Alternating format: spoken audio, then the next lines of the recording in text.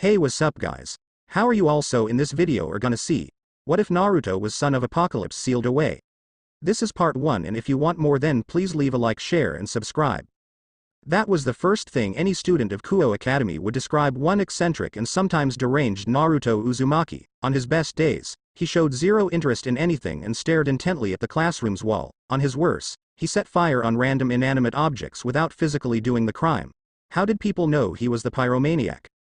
Naruto would stand up, point a finger at the fire, and guffaw like a devil, while students started screaming in frantic frenzy. Nobody knew how he did it. No, scratch that. Nobody wanted to know how he did it. His sociopathic tendencies deterred everybody from approaching him. Once, a group of sophomores decided it would be a great idea to lock Naruto up in the classroom's closet for the weekend. The next morning, the janitor found the bullies tied up to the teacher's desk with their naked rear facing the ceiling and a plethora of stationaries jammed down their rectums. When the sophomores regained their consciousness and were interrogated, they had unfortunately not regained their sanity to speak coherently, spluttering gibberish nonsense and breaking down into sobbing messes. At the very mention of Naruto Uzumaki's name, the bullies collapsed like puppets, having their strings cut off and foam was oozing from their mouths. That incident had cemented Naruto as the infamous monster of Kuo Academy. Nobody had the balls to talk to him, but that was not the case for Akeno Himejima. She was the class president. Thus the duty to ensure every student behaves properly falls on her. It was a tiresome job, but she didn't complain, because she was the revered and idolized Oni-sama of Kuo Academy. Pinching the bridge of her nose, Akeno stood before the lackadaisical blonde with furrowed brows and an arm underneath her ample bosom. Uzumaki-san. Why? Naruto dropped his legs on his table, leaned into his seat, threw his hands behind his head, and interjected, "Before you say anything, I just want to say that it wasn't me who set chickens loose in the teacher's lounge. No, I did not come here to talk to you about, you're not?" Naruto stiffened. "No. Okay." The blonde dropped his shoulders and let out a sigh of relief. Akeno blinked. Realization suddenly dawned on her before her beautiful features contorted into a horrified blanch. Wait, it was you?" Naruto swallowed sheepishly. "No." Nursing her throbbing temples, Akeno pulled a chair beside the blonde with the intention to corner him, sat down gracefully with her skirt tucked under her thighs, and shot him a disapproving look. "I won't pursue that matter, but I hope you would execute your future antics more discreetly." Naruto quirked a brow. "What? You're not gonna lecture me to death about appropriate conduct and whatnot? If I do, will you miraculously change your ways?" An impish grin played about Naruto's lips. "Ah, you know me best, Akeno-chan." The blonde pressed the class president's nose gently and beamed. "Boop. What?" Akeno stifled her embarrassment and peered at the blonde incredulously. "What are you doing?" "What did I look like I was doing?" "I just booped your nose." Naruto justified his action as if it was a natural thing to do. "Now go on with what you want to say to me. I don't have all day." "Can you explain to me why did the student council find 4 third-year students hung upside down in the male's lavatory?" Akeno smiled sweetly. Naruto raised a finger and corrected, "You missed out the fact that they were butt naked." Akeno palmed her face. "Why? Why what?" Her patience was wearing thin as she elaborated with frustration lacing her words. "Why did you do it?" Naruto clutched his chest and blinked innocently at Akeno, who schooled her expression into something akin to indifference. "You wound me, Akeno-chan.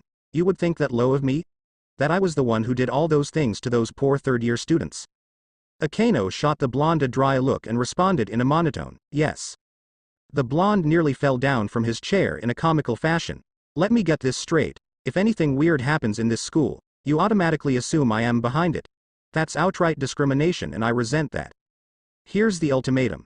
The class president narrowed her eyes, licked her lips, and smiled wryly. "Surrender. Confess and submit to me of your own volition. That is the easy way out for you. Or you can go with the hard way and I'll just forcefully make you surrender. Confess and submit to me. Either way, I win." "But, no. Akeno drawled softly and placed a finger on his lips. "Shish, no buts." She leaned forward until their noses were inches apart and she pursed her lips seductively. "Will you surrender to me?" Sweats were forming profusely on Naruto's forehead as he gave the very attractive and well-endowed girl an appraising look. She was the epitome of elegance, from her angelic features down to the way she walks. Akeno Himehima was undeniably a beauty of heavenly proportions. The masses would cut a leg off just to smell her fart, but not Naruto, because he knew behind that beautiful face was a sadist who would love to see man like him subjugated under her will. Sounds kinky. But I have nothing to declare but my genius. Naruto unexpectedly seized Akino's wrist and pulled her closer to him, whispering conspiratorially into her ear, however, if you can catch me, I'll let you do anything you want to me. A mischievous grin curled at her lips, her husky voice was barely containing her excitement. Anything? Well, that is if you can catch me. The class president's eyes widened like saucer plates when she saw the blonde dug out a smoke grenade from his breast pocket and carelessly tossed it on the ground. Oh snap, time flies when we're having fun, but I gotta go, see ya, Akino-chan. As if on cue, the smoke grenade exploded, flooding the entire classroom with orange gas, prompting a bedlam that had students coughing and running in disarray. When the gas had dispersed, the blonde was long gone. The window beside Naruto's seat, which was supposedly close, was opened and the curtain was fluttering wildly. Akino took a deep breath to suppress her desire for blood, but what she saw written on the blackboard had invigorated her with righteous fury. Written on the blackboard in bold letters were 5 words. Akeno-chan doesn't wear panties. Akino cracked her knuckles and stared dangerously at the blackboard. When I am done with you, you will wish you were never born. Devil Game. Naruto was humming a tune that he had faintly remembered while he strolled along the bustling street with his hands in his pockets and his back slouched. He had initially decided to go to the usual ramen store ensconced near a secluded alley, partly because the chef was an ancient crone who really knew how to cook ramen, but he had shook that urge off. A pesky little bird is following you. Naruto rolled his eyes. I am not an amateur, Kurama. I could smell her right from the jump. I am glad your sensory skills haven't gotten rusty yet. I would have thought you playing house with these cockroaches had made you weak. Glad I was wrong. The blonde clicked his tongue and surreptitiously snuck into the alleyway. Leaning against the brick wall, he snuffed out his presence like blowing out a candle, concealing his track in the process. He had learned this parlor trick from the Tsuchikage a few days before he passed away. Still thinking about the past, huh? I already forgot all about it, Naruto grimaced. You can't lie to me, Kit. I am a part of you, and I know how much it hurts to think about those stuff, but you gotta let it go. The guilt will one day kill you, if not, drive you insane. I know it's not my place to tell you to let it go. One can't just let go all those burdens suddenly, but it has been far too long for someone to mop about what ifs. Time to wake the hell up. Naruto raked his fingers through his unkempt hair and heaved a tired sigh. Just go to sleep, you oversized fur ball. I hope you don't go and do something stupid that would inadvertently get yourself killed while I am sleeping. After all, you're a trouble magnet. You find shit like moth find flames. Hey. That's not true. I don't go and openly find shit. Shit finds me. There's a difference. Kurama did not speak afterwards, muttering inaudible curses under his breath. The blonde formed his signature hand sign and two clones seemingly puffed into existence. A fallen angel is on our tail. I want you two to scout the entire city. Fallen angel doesn't operate alone. They fight in a pack, like wolves. I bet my candy ass there is a bunch of them hiding somewhere, so it's gonna be a bad idea to instigate a fight with the unknown without some insurance policy. You get my drift, boys? The clones gave their original a rigid salute and murmured in unison, understood, boss. Naruto made a gesture and watched as his clones vanished into golden blurs. I am gonna scare myself a fallen angel, Devil Game. Rainier really despised that angel side of her. She was edging through the sea of people in humid heat while keeping a close eye on her target with rapt attention, like a hawk studying its prey, but got distracted when an elderly woman begged her desperately for help. Hundreds of people had strode past the poor old woman, yet nobody heard her pleas. Rainier wanted to walk away, but the wrinkled woman kept tugging at her sleeve. She was a fallen angel, not a goody two-shoe charity case, and most importantly, she had a mission. She couldn't just abandon her mission just to help an annoying old woman. I am really sorry, Ba-chan. I am kinda in a hurry. I see. I am sorry. The elderly woman's crestfallen face irked the fallen angel. Rainier shook her head to dismiss her thoughts, tidied her pink sweater, straightened her polka dot skirt, and stalked towards her objective. She caught a glimpse of the elderly woman in her peripheral begging for people to help her. Yet everybody was avoiding her like a plague, chewing her lips and exhaling an irritated sigh. Rainier walked briskly back to the old lady. Ba-chan, I'll help you. I thought you were busy, the old woman blinked apologetically. The fallen angel smiled wearily and waved a hand. No, it's okay. Tell me, what do you need help with? She took one last glance at her target and fiddled with her fingers. His energy signature makes him a walking beacon. I'll find him later. Right now, I'll just need to. Thank you so much, Oju-chan. The elderly woman smiled kindly. I need to find my grandson. I told him to wait for me at a ramen store, but I lost my way. Can you bring me there? Yes, of course. Rainier nodded with a small smile. Does the store have a name? Why yes, it's called Shinto Ramen. Rainier heard about that peculiar store before. Supernatural entities tend to avoid that area at all cost. But nobody knew why. Her superior had specifically instructed her never to tread lightly on forbidden grounds. In this case, the territory that housed Shinto Ramen. It was highly unlikely that the elderly woman would deceive her. She didn't even reek danger or contempt. Hell, she smelled like any ordinary human. Rainier abolished any further hesitation and guided the old woman to her destination. They walked past 2 districts, crossed a bridge, made a few detours, and finally ended up on an alleyway that led them directly to the store. It was then the fallen angel detected anomaly in the atmosphere. The air was dense. No alleyway smells like spring and daisies. The thing that stood out the most was the dreadful silence that coerced the place. It should NT be this quiet. Rainier spun around. Her eyes widened in horror. The elderly woman was gone. But that wasn't possible. As a fallen angel, her ability to track energy signature was paramount. She started scanning every inch of the alleyway with stern scrutiny. But there was nobody, not even a fly.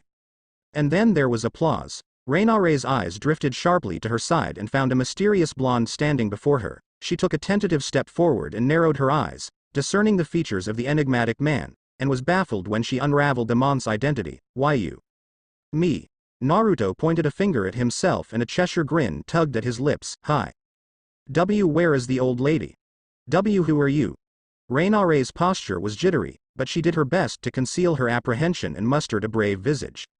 You don't need to be tense. Naruto snapped his fingers and his frame immediately erupted into smoke. The fallen angel flinched in shock when the elderly woman stepped out of the dust cloud. I am the old woman. Rainier scowled and her lips were stretched in a thin line. You tricked me. The elderly woman transformed back into the blonde, who was smiling suavely. So, mind telling me why you're following me? I wasn't. The fallen angel looked away. Right. A billowing breeze swept past, tousling their hair.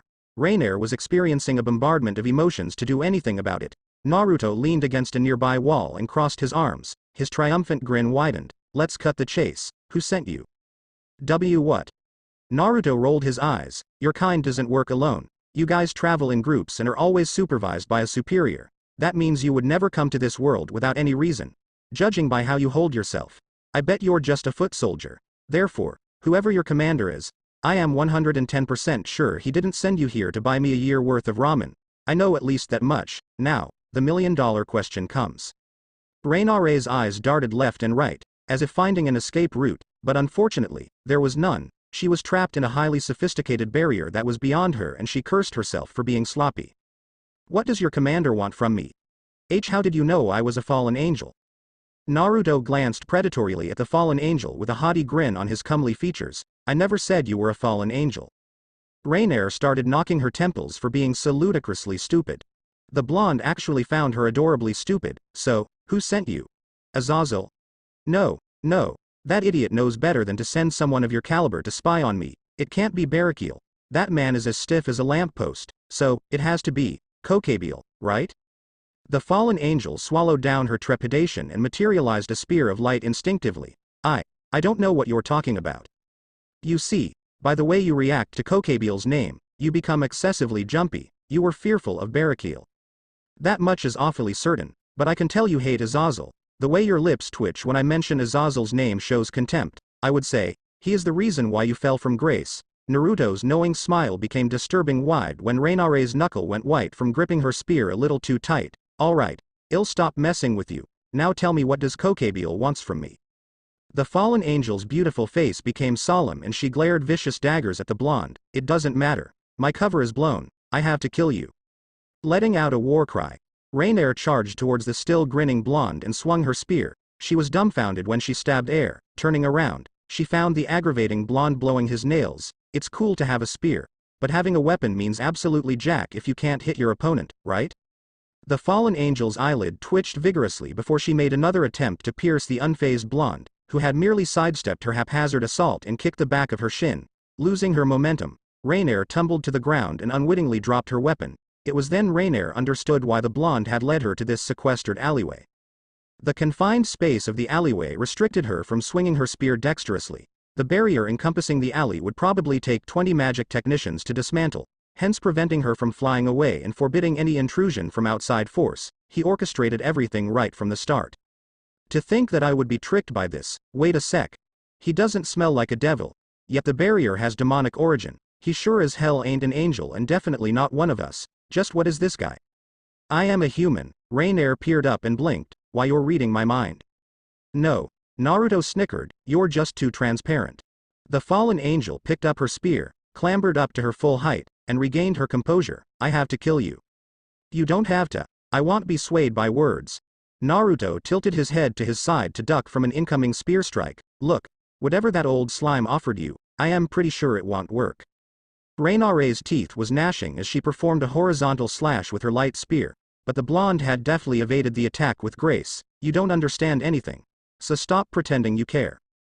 The blonde took half a step back, avoiding another spear strike that was aiming for his eye and fluidly snatched the spear. His palm drew blood, yet he showed not even the slightest of discomfort, stupefying the fallen angel. I know what he offered you. I am telling you it's not possible. Rainier struggled to yank her spear off Naruto's firm grip, but his Herculean strength made it impossible to even make her weapon budge. You know nothing. Once you fall, you never go back. The blonde sighed, hoisted his free hand up, and tapped the side of his head with his finger. Think about it, how many angels have fallen?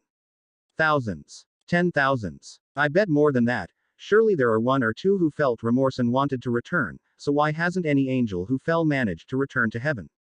The answer is simple. When you fall, it's an irreversible process, but you know that, right? Shut up. Shut up. Shut up. Shut up. Shut up. Rainier exclaimed with tears bursting from her eyes. Don't pretend to be high and mighty when you know nothing about me. Did you think I fall of my own accord? That damnable Azazel manipulated me. Manipulated us. He wanted thousands of angels to fall so he could have an army of war machines under his hegemony. He promised me a paradise if I were to follow him. He told me he loved me. And what did I get in return? Naruto stared with icy cold eyes at the fallen angel who had become an emotional wreck. Nothing. I got nothing but a fool's paradise. He threw me away like I was a toy. A fucking toy. Rainier growled as her eyes turned murderous and she let out a seething breath. I am done getting kicked around. I'll rather die standing with whatever dignity I have left than. In an instant, Naruto crushed the light spear in his grasp into sparkling dust and brought a kunai to her neck. The world is unfair. People make mistakes. Sometimes you can bounce out of the mess. Sometimes you can't. You were a fool to believe in Azazel and you paid the price. Now, you are repeating the same mistake as you did once by placing your faith in the likes of Kokebile. I am sure you know all about the fool me once fool me twice crap. Just kill me. Rainier closed her eyes. Hot tears were still streaming down her reddened cheeks. The blonde resisted his urge to roll his eyes and glowered at the fallen angel. If you lack the will to live because life is meaningless, then by all means, die somewhere else. I am not taunting you. I am speaking from experience and I understood what you're going through. Unlike you, my life was pretty much shit since the day I was born. I worked my way up and became something. It took just one mistake for shit to go crashing down. But if fate enjoys fucking with you, groveling in defeat is not the solution. You fuck fate back. Well, that's what I would do. Rainier turned away, but the blonde had gently twirled her chin so they could meet eye to eye. Kokebile is a third-rate asshole. If you can't even see that, then you can return to his side and watch if things would turn out well for you. But let me remind you. Naruto never blinked, not even once, when he stared with ruthless ferocity at the fallen angel, who cringed at how cold his gaze was. If you obey Kokebile and do his biddings, only death awaits you, and let me tell you this, there will be neither honor nor meaning to your imminent demise. The man who radiated an air of an assassin and raw power simply flicked his wrist and the barrier that enveloped them was torn down. He jerked his chin at the sky and smiled at the fallen angel. You can leave now. What? Go. Do what you need to do. Evaluate Kokebile's trustworthiness. Rainier pushed a wiry lock of black hair behind her ear and averted her gaze. How? Probe him about the details of turning a fallen angel back to its original state. You already know he has no answer for that. Judge him by his reaction. He's not going to spill it out. Naruto poked the fallen angel's forehead and chastised. Use that brain of yours and figure it out. Rainier rubbed her forehead and stared curiously at the blonde. Why are you helping me? You do know I am a fallen angel, right?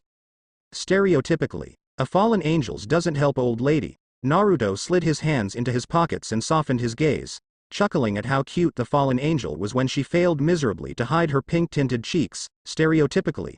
Devils eat children for breakfast, stereotypically. Angels are naked kids with wings and play the harp like hobos, but that's not the case, is it?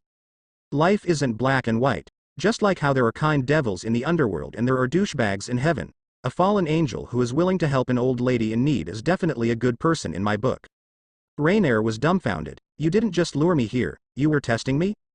Naruto's lips drew into a smug smile. I need to know who and what I am dealing with. If you haven't helped the old lady back then, I would have deemed you as a stereotypical fallen angel and dealt with you like how I deal with those stereotypical fallen angels I have encountered in the past, and trust me, you don't want to know how far a crowbar can go up the ass. That didn't feel assuring to Rainier at all. The fallen angel suppressed the shuddering chill crawling up her spine. Who knows what would happen if she had just ignored the elderly woman? I guess kindness has its virtues after all.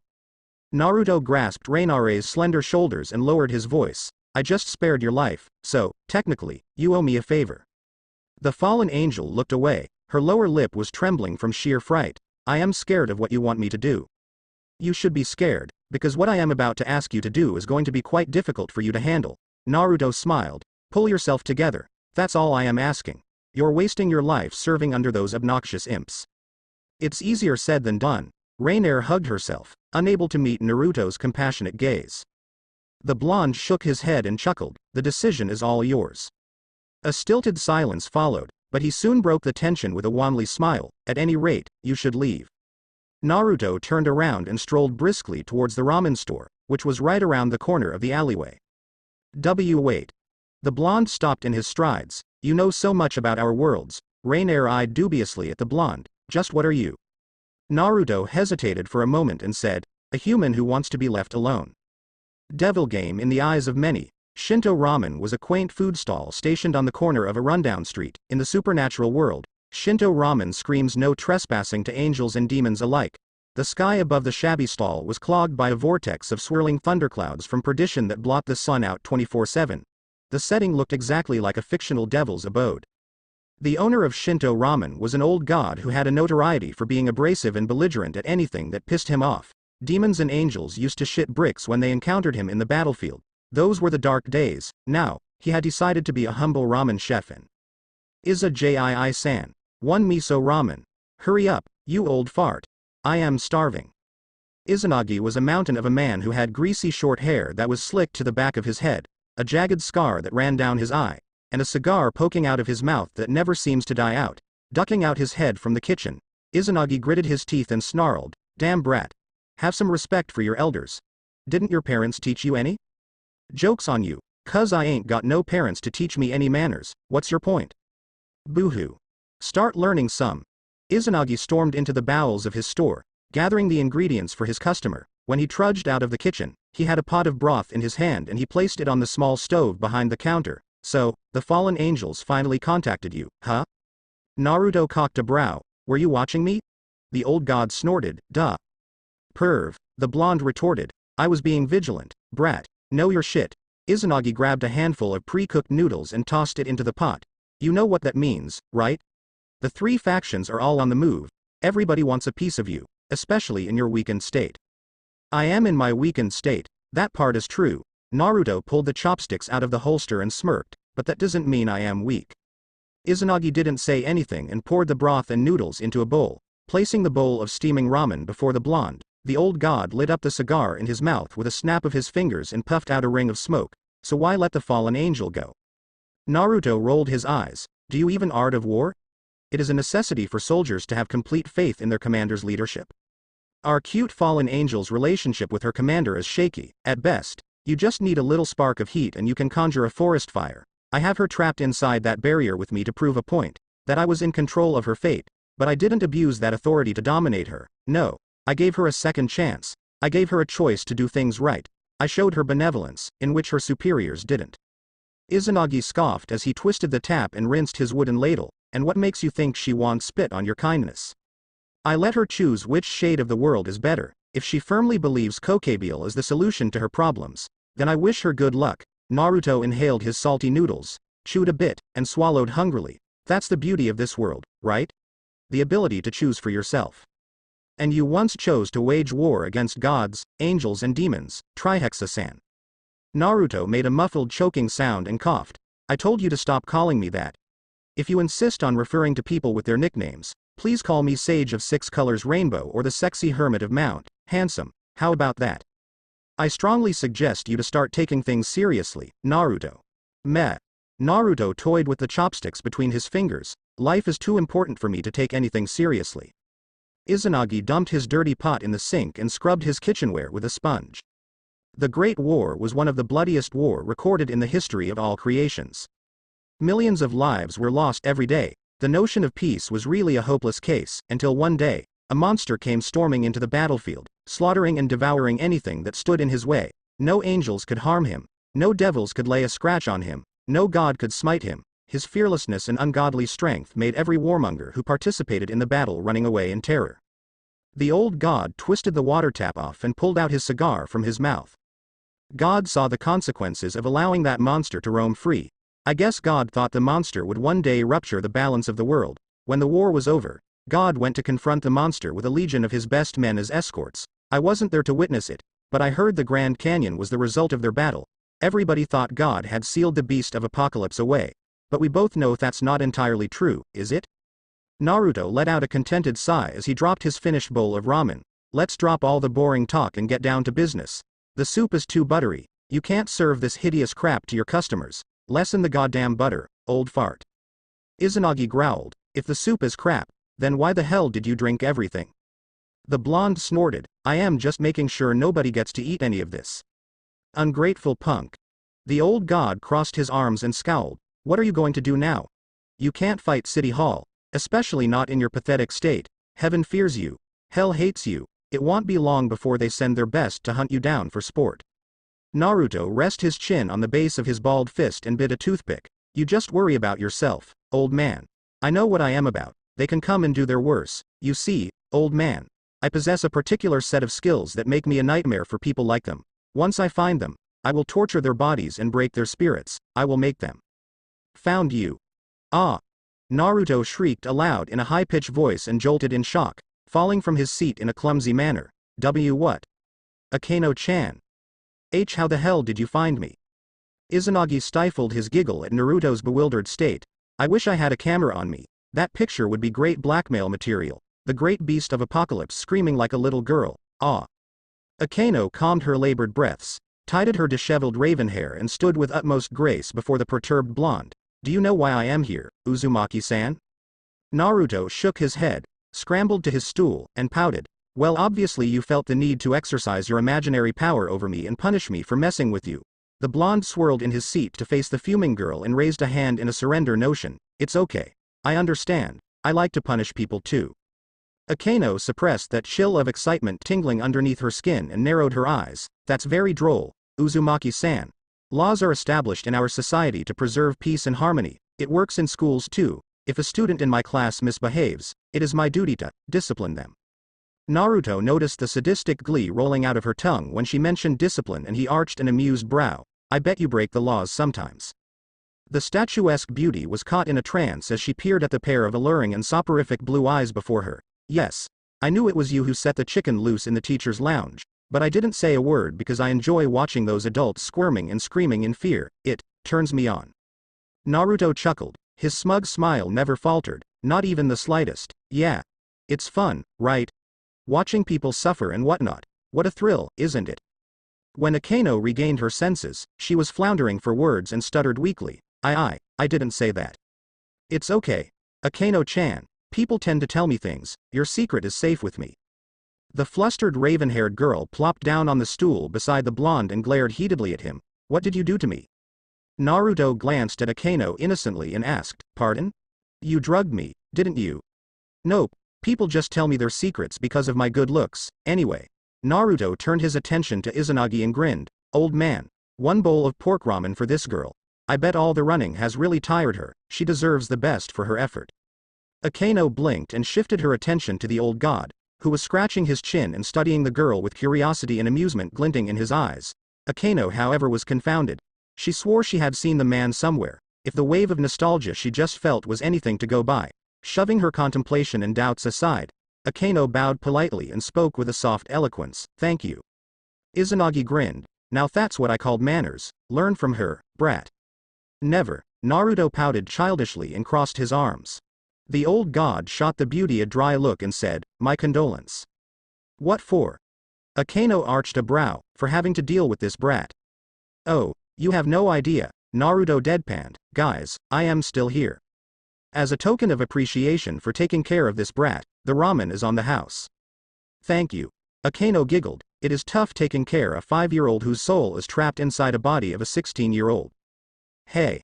I resent that." Izanagi broke into a guffawing frenzy. "I like you, girl. Order as much as you want. The tab is on me." Devil game. The evening air was soothing and calm. Naruto expected his esteemed class president to live in an opulent accommodation at a pompous street of novelty, but the street they were walking along was anything but extravagant. "You don't need to walk me home, I can take care of myself. I may be an asshole, but I am not that kind of asshole who would let a girl walk herself home all by herself." Naruto shivered as a chilling gust swept down and he rubbed his forearm to generate warmth, "And it's cold. A handsome, strong gentleman such as me should be there to offer you a jacket in." Akeno looped her arm around Naruto's elbow and pulled him leaned closer to her. "I think you're the one who need a handsome, strong gentleman to offer you a jacket." The blonde pouted, "Don't make it sound gay, Akeno-chan." She grinned impishly and pressed his nose. Boop. Naruto's brows knitted together in confusion as he touched his nose. "What the hell is that for?" "That's for making fun of me this afternoon." Akeno cutely scrunched up her nose and exclaimed, "You got off easy with all the teasing and innuendos, Uzumaki-san. I usually make it excruciating for those who tries to defy me." The blonde smiled happily. "Then I am glad I am the first to live and survive the tale, huh?" Akeno playfully punched Naruto's muscular bicep. A small smile crept up her pink lips. "So what did you do after you ran off from class just now?" "I was cooped up in a sweaty room, copulating with a feisty young woman named Destiny." Naruto grinned saccharinely. "Wanna join?" "I would love to." The dignified beauty purred. Naruto quirked a brow. "You have no shame." "What's that?" Akeno tapped her chin with a slender finger and blinked innocently. "Shame? Why, I've never heard of the word." They both shared a light-hearted guffaw. Naruto had never seen a genuine smile from the gorgeous class president. She always portrayed herself as the dauntless and stunning beauty who had a bewitching smile and a ravishing figure. She was many boys' wet dream and many girls' secret fantasy. In all honesty, Naruto had never seen this side of her. When they had come to a stop, Naruto glanced up, scratched his scalp and pointed a finger at the isolated shrine situated atop a hill. "Why are we here? Don't tell me you live in that stuffy place." "Why yes, I am a Miko, it was my mother's lineage after all." "Was?" Akeno winced and the blonde caught on. "I am sorry. If it makes you feel any better, I grew up without knowing who my mom or dad were. I only met my mother once, and it was a very awkward meet." The beauty veered her attention to the blonde and tilted her head in confusion. "Why would I feel better knowing you're an orphan?" "I don't know," Naruto shrugged. "I figured if you knew I am an orphan, we can relate better." "Oh?" Akeno leaned forward and caressed his cheek. "Sounds like somebody wants to have an intimate relationship with me." To Akeno's surprise, Naruto leaned forward too. Their lips were mere inches apart. Naruto stared at Akeno with such passion and ferocity that it was starting to make her flustered. The butterflies in her stomach didn't help at all. "I would love to share a relationship with you, but it won't be anything sexual, a friendship will suffice." "Why is that?" Akeno placed a hand on her curvaceous hip and smiled confidently. Her pulchritudinous features radiated a soft glow under the moonlight. "You do know many boys in our school would kill just to have a relationship with me." Naruto didn't formulate any reply, but Akeno had caught a glimpse of the sorrowful smile that flashed momentarily on his face. The blonde took a step back, gave his class president a sluggish wave, and walked away. "Good night, Akeno-chan." The sound of crickets chirping pervaded the silence. Akeno stared quietly at Naruto's retreating form, unable to assess the nauseating puzzle that was Naruto Uzumaki. Akeno had always prided herself for being perspicacious and she was competent at perceiving and peeling off the facade that people wore before her, but none of her tricks worked on the blonde. It wasn't his overbearing nature or his swagger that peeved her. It was his innate charisma to compel people to open up their true self to him that bothered her. Shaking her thoughts away, Akeno whispered, "Good night, Uzumaki-san." Devil game. The first thing Naruto did when he entered his measly 3-room apartment was to kick his shoes off, down a glass of chilled water, and take a cold shower. When he walked out of his bathroom with a towel wrapped loosely around his waist, he was greeted by his 2 clones. "Any news for me?" "Boss, we found their hideout," one of the clones reported. "They took over an abandoned church. Kokabiel is definitely inside." There are 5 other fallen angels with him too. Your hunch was right after all, sir. Great, the original smirked. Now, we can. The original deadpanned. What? Something happened. They found out about you guys spying on them. No sir, the second clone replied hastily. The feathered friend who was spying on you this afternoon stirred a commotion when she returned to base, we're not sure why, but it ended quite quickly. Naruto bit his lip and beckoned his clones to leave. They gave their boss a salute before they exploded into smoke. The blonde immediately received an onslaught of memory from his clones and he grimaced. Stupid girl. Why did she go and rile Kokebiel up? Damn it. Kokebiel might have already killed her for treason. Pacing around in his bedroom, Naruto mused, should I go and check on her? I am responsible for meddling with her head. It is only right for me to make sure she isn't dead. Wait. Why would she be dead? Killing her gives Kokebiel no benefit whatsoever. But I can't be too sure about this. If I go and rescue her, a battle with that crafty old scoundrel is inevitable. That means I have to risk disclosing my existence to them. I should just ignore this shit and go back to sleep. It's not my problem anyway. Yup, that's right, not my problem. The blonde nodded with half-assed conviction, climbed to his bed, and threw his blanket over his head. When he closed his eyes, he saw the fallen angel's wounded form lying on a pool of fresh blood. She was staring pleadingly at him with her haunted eyes, which were filled with hurt and betrayal as she tried to reach out for him, helplessly begging for him to save her. Her beautiful features were haggard and blemished by the stain of her blood. Her voice was raspy. Damn you, Naruto. The blonde kicked his blanket away and ruffled his golden hair in rage. Damn you for being such a soft-hearted douchebag. Calawarner sat on a dilapidated pew, crossed her slender legs, and bit her nail. Reinare's betrayal had bewildered her. But what Kokebiel did to punish the treacherous fallen angel was monstrous and condemnable. She couldn't serve a tyrant like that. The oaken door swung open and Dohansik emerged from the shadows. He closed the door behind him and walked at a nervous pace towards his colleague, sparing a couple of apprehensive glances behind his shoulders. What is it, Calawarner? I can't do this. Calawarner hugged her shivering frame and chewed her lower lip. I can't serve Kokebiel, he's a monster. Silence. The fallen angel with a top hat scanned the church frantically, ensuring there was no one to eavesdrop on their conversation, turned his attention sharply to Calawarner, and chided her with a hiss. Are you out of your mind? You want to stage a coup? After what just happened? Precisely. Calawarner retorted. Don't you get it? Kokebiel is using fear to control us. Did you see how he tortures Reiner? That monster crucified Reiner. Dohansik blew out a seething breath. You should have expected this to happen the day you signed up for Lord Kokebiel's campaign. I joined Kokebiel and his tour of madness because, Calawarner paused and drew her hand into her lap. The fallen angel arched a brow. Because. Calawarner looked away and whispered, because I love Reiner, because Reiner believed in that monster and I wanted to be by her side, protecting her. Dohansik paced around the room, contemplated his options for a while, before he sniffed his nose with a finger. Fine, you made your point. Lord Kokebiel's conquest is a fool's game.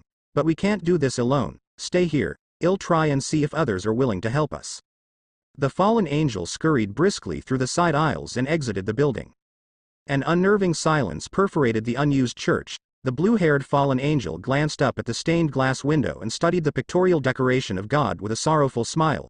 Calawarner fell from grace because she harbored a forbidden desire for her comrade, who had been through thick and thin with her. Her unrequited love for Reiner may never be reciprocated, and it hurts to know that, but she still wanted her to be happy. He's gonna betray you, you know? Calawarner jolted up from her seat and turned around, surveying the empty church wearily as beads of sweat were springing out of her forehead. Who are you? Show yourself. A dark silhouette fell from the ceiling joist, landed right beside the startled fallen angel, and wrapped a hand around her slender shoulders. Have no fear, Batman is here. Reacting to impulse, Calawarner materialized her light spear in her grasp, but the dark entity had seized her wrist and spoke in a raspy and intimidating voice. Someone is gonna get hurt if you swing that thing around carelessly. Calawarner struggled to pull free, but the mysterious man had kept a firm lock on her wrist. The fallen angel looked up and saw a pair of cold blue eyes peering at her. Who's going to get hurt? The blue eyes blinked, twice. Me. Calawarner almost tripped in her footing. What? The shadowy figure exploded into a puff of smoke, surprising the fallen angel. She looked around the rundown church in fright, but her attention was diverted to a mysterious blonde standing near the altar. She squinted to better discern the mon's features. Who are you? Naruto vanished into a golden flash, traversing across the nave of the church in a fraction of a second and materializing his form before Calawarner, who was paralyzed in trepidation. Gathering her courage, she met his glare with one of her own. You seem different from the rest. The blonde cupped the fallen angel's chin with gentle fingers and he leaned forward, whispering in a deep, alluring voice. Tell me, Miss Fallen Angel. What is the one thing that you want to do now? Calawarner realized he had softened his gaze and her own tension slid away. Taken over by an overwhelming sense of longing and lust, she looked at his enticing lips with carnal fascination and felt a spike of need. Her heart was pounding hard and the raw desire to taste the enigmatic Mon's lips was too powerful for her to bear. Calawarner fidgeted with her fingers and averted her gaze. I want to save Rainier. Naruto pulled back and beamed. Good. Glad that we're on the right track here. Now, you and me, we are gonna embark on an adventure. Do you trust me? Calawarner swallowed. No. I'll take that as a yes. The blonde rubbed his hands together and smiled. I need you to help me do something. Wait. Hold up. Calawarner took a step back and frowned grimly. This is insane. You want to save your little girlfriend. I want you to save your little girlfriend. Naruto said it matter-of-factly. It's synergy. The fallen angel narrowed her eyes. How do you know about Rainier? The blonde scratched his scalp sheepishly. Well, I kinda feel bad telling her to rethink about siding with an arrogant prick. I guess she gave my words a serious thought and did the right thing. She pulled herself together and decided to leave that obnoxious fool, but her method of departure sure left something to be desired. So, it was you who manipulated her. Calawarner thrust a finger at Naruto's chest and spat venomously. You made her betrayed Kokabeel. She was tortured and crucified because of you. Whoa, easy there, tiger. Naruto raised both hands in a surrender notion. I didn't make her do anything. I gave her some pointers in life. She took them and reconsidered her priorities very seriously. I am very glad she actually realized working with a two-faced douchebag like Kokabeel is gonna cost her. Calawarner was unconvinced as she folded her arms and quirked a brow. The blonde rolled his eyes and heaved out an exhausted sigh. Alright. Let me take a wild guess here. Kokabeel is here to instigate a war. Naruto caught on the fallen angel's stunned expression and pointed a finger gun gesture at her. Guess that's a bingo for me. Now, you're probably wondering how I know. Well, it's kinda obvious when you put two and two together. This city is under the protection of two noble family of hell. Even a Cupid needs a permit to wander around. It isn't a secret that Kokabeel is a war enthusiast. That means a belligerent schemer like him is only here for one reason. Murder the heiresses of the noble clans. Naruto smirked as Calawarner digested his words timorously. But if Kokabeel were to kill the heiresses by himself, people would know your kind is behind all this. After all, it isn't really rocket science for others to know if the flesh wound is caused by a light-based weapon. So, he decided to manipulate the church and order all the corrupted priests he could find to launch a manhunt for those heiresses. If the church is successful, heaven will be blamed and the treaty will be revoked. We both know what comes after that. How did you know so much? The fallen angel stared dubiously at the blonde. Wait. You sound as if you know Kokabeel personally. Naruto shrugged. Meh. Whether I know him or not doesn't really matters here. What really matters is that your girlfriend knows she has been deceived by Kokabeel and she is unwilling to be his accomplice. So why do you care? The blonde floundered for words and blinked. I don't, he lied, but I really don't want her blood to be on my hands. After all, this whole thing started because of me. Calawarner grimaced, unsure of what she should do. Part of her wanted to believe the suspicious blonde, but the other part told her that there was a possibility that he might just be a spy sent by Kokabeel to test her loyalty. The blue-haired fallen angel looked at the expressionless blonde and gritted her teeth. How do I know you're not lying? You don't. Naruto crossed his hands. You have two options. Fight this rebellion of yours alone and die. Your girlfriend will die too and it will really be a tragic romance. Or, accept my offer and let me handle Kokabeel. You want to handle Kokabeel? Kokabeel scoffed. Are you telling me that you want to fight Kokabeel? One of the leaders of the Grigori? A former commander of the heavenly host who once ruled over more than 300,000 soldiers. Do you even have any idea what you're up against? Where do you get the nerve? The blonde deadpanned. Look, the offer is on the table. Quit yapping and start dealing. Time is money and you're wasting both of it. Calawarner paused, bit her nail, and shifted anxiously. Naruto rolled his eyes and let out a sigh. Do you love her? The fallen angel's head shot up and stuttered. Aye. Do you? Calawarner looked away and said quietly, I do. Good. Now, here's the plan. Devil game. Kokabeel marched towards the church with his henchmen trailing behind closely. Rainier's unexpected betrayal hadn't really made his plan awry. but the sudden lack of manpower to gather the Excalibur infuriated him, and now Kalawarner wanted to desert. God, his luck was atrocious. Dohansik kicked open the door, albeit too eagerly, expecting Kalawarner to be cooped up in the tenebrous church, waiting with false hope that help would come. Much to their surprise, the church was empty. Kokabiel nursed his forehead and glowered at a shrinking Dohansik. Well? I swear, she said. Dynamic entry. Things escalated from 0 to 100 after that. A man had just flying kicked through the church's stained glass, landed on the altar, and struck a strong man pose. The intruder's dramatic entrance had stunned the fallen angels and petrified the armed priests. It took them a few seconds to register what had happened and another few seconds to react. How dare you trespass this holy sanctuary? Fried Selzen narrowed his eyes and drawled contemptuously. Who are you? Me? Naruto jerked his thumb at his face and a sinister grin crept up his lips. I am your lord and savior, sexy hermit of Mount, handsome. You insolent Quim. You think you can barge into our territory and make a fool out of us? Fried pulled out a gun from his cloak and thrust it at the blonde. I will make you taste divine lead from my divine gun. Die, fool. Die, die, die. Bang. Fried blew the smoke off the nozzle of his gun and chortled manically. The deed is done. The fool has received his rightful punishment. This holy priest has made the sinner knows his place and. Not quite, Fried, Kokabiel growled, you have yet to dispose of that man. When Fried's eyes drifted to the intruder, his jaw dropped. The blonde had caught the bullet between his teeth, and to Fried's consternation, he had bitten down the metal like it was a piece of marshmallow and spat out the content in disgust. Your divine lead doesn't taste divine at all. This is blasphemy, sexy hermit. Fried shrieked. Nah, man. Naruto grinned. No blasphemy, just badassery and me being naturally awesome. The blonde let out a high-pitched war cry, reared his fist, and charged at Fried, as if taunting the exorcist to do the same, and same the exorcist did. When their punches were about to connect, Naruto sidestepped his opponent's impulsive strike with dexterous precision, manifested a black kunai in his hand, and swung the blade across the exorcist's neck in one fluid motion. Fried's head fell on the ground in a loud thud and his beheaded body collapsed right beside the blonde. He just got wrecked. Naruto did a sturgeon face. So, who wants to be next? The church burst into an uproar. He is the devil. The blonde growled. Me? The devil? Oh, that's rich coming from an old bag of bones molesting little kids. Are you even hearing yourself? Did you see how he murders Fried in cold blood? He's the messenger of Satan. The blonde pinched his nose. Technically he tried to kill me. He's a freak. Not sure if I should take that as a compliment. The devil has sent his killer. Well, the apocalypse is upon us. What? We must stake his heart and feed him with holy water. Just shut up, will ya? Son of whore. You guys are still not shutting up. The Christ compels you. I said shut up, Naruto exclaimed as his face was contorted with frustration and rage. I want some goddamn inside voice up in this hellhole or I swear. He pointed a finger at Valpier. I am gonna sew your mouth onto his anus. He shifted his aim to the exorcist standing right beside the bespectacled man. And your mouth sew onto his anus. His finger redirected to Donasik. And you, feathered bitch, drew the short stick because I will shove your head up into Kokabiel's minuscule asshole and make you eat shit for the rest of your miserable life.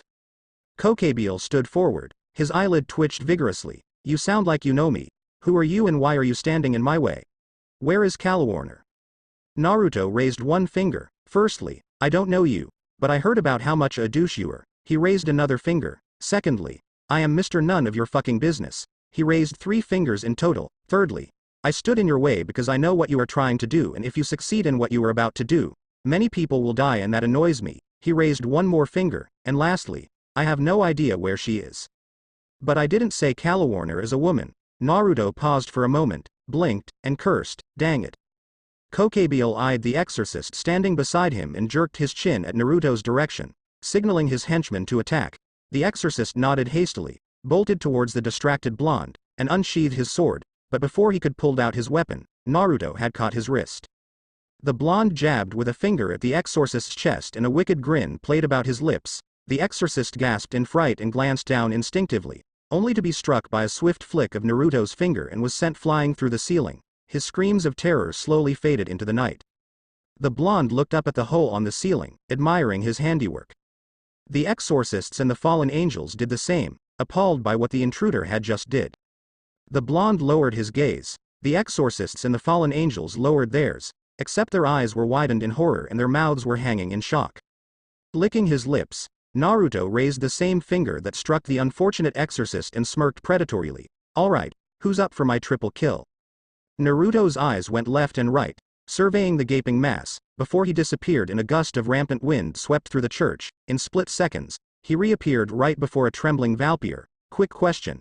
If a 5'3" ogre want to bend you over real quick and give you a good lovin', would you take it up the front or the back? Wrong answer. Naruto backhanded Valpier across the jaw with such force that the priest's mandible popped out of his skull. The fallen angels and their minions flinched in apprehension at the sheer brutality and cold indifference the remorseless intruder had displayed. The blonde made no attempt to wipe the blood smear off his face and the smugness of his smile seemed to widen disturbingly. 4 down, 3 more to go. Stop this debauchery this instance. Kokebiel roared. How dare you barge into my territory, kill my servants, and taunt us? Do you know who I am? Naruto arched a brow. On a scale of 1 to I don't give a damn, how far do you think I'll rate you? You mewling nobody. An exorcist dashed towards the unfazed blonde and wiped out his gun. How dare you arg? With impossible speed, Naruto had blitzed forward in a vibrant flash and appeared before the berserker of an exorcist. His hand shot forward like a blur and seized his victim's throat in a suffocating chokehold. Your turn to answer me a question.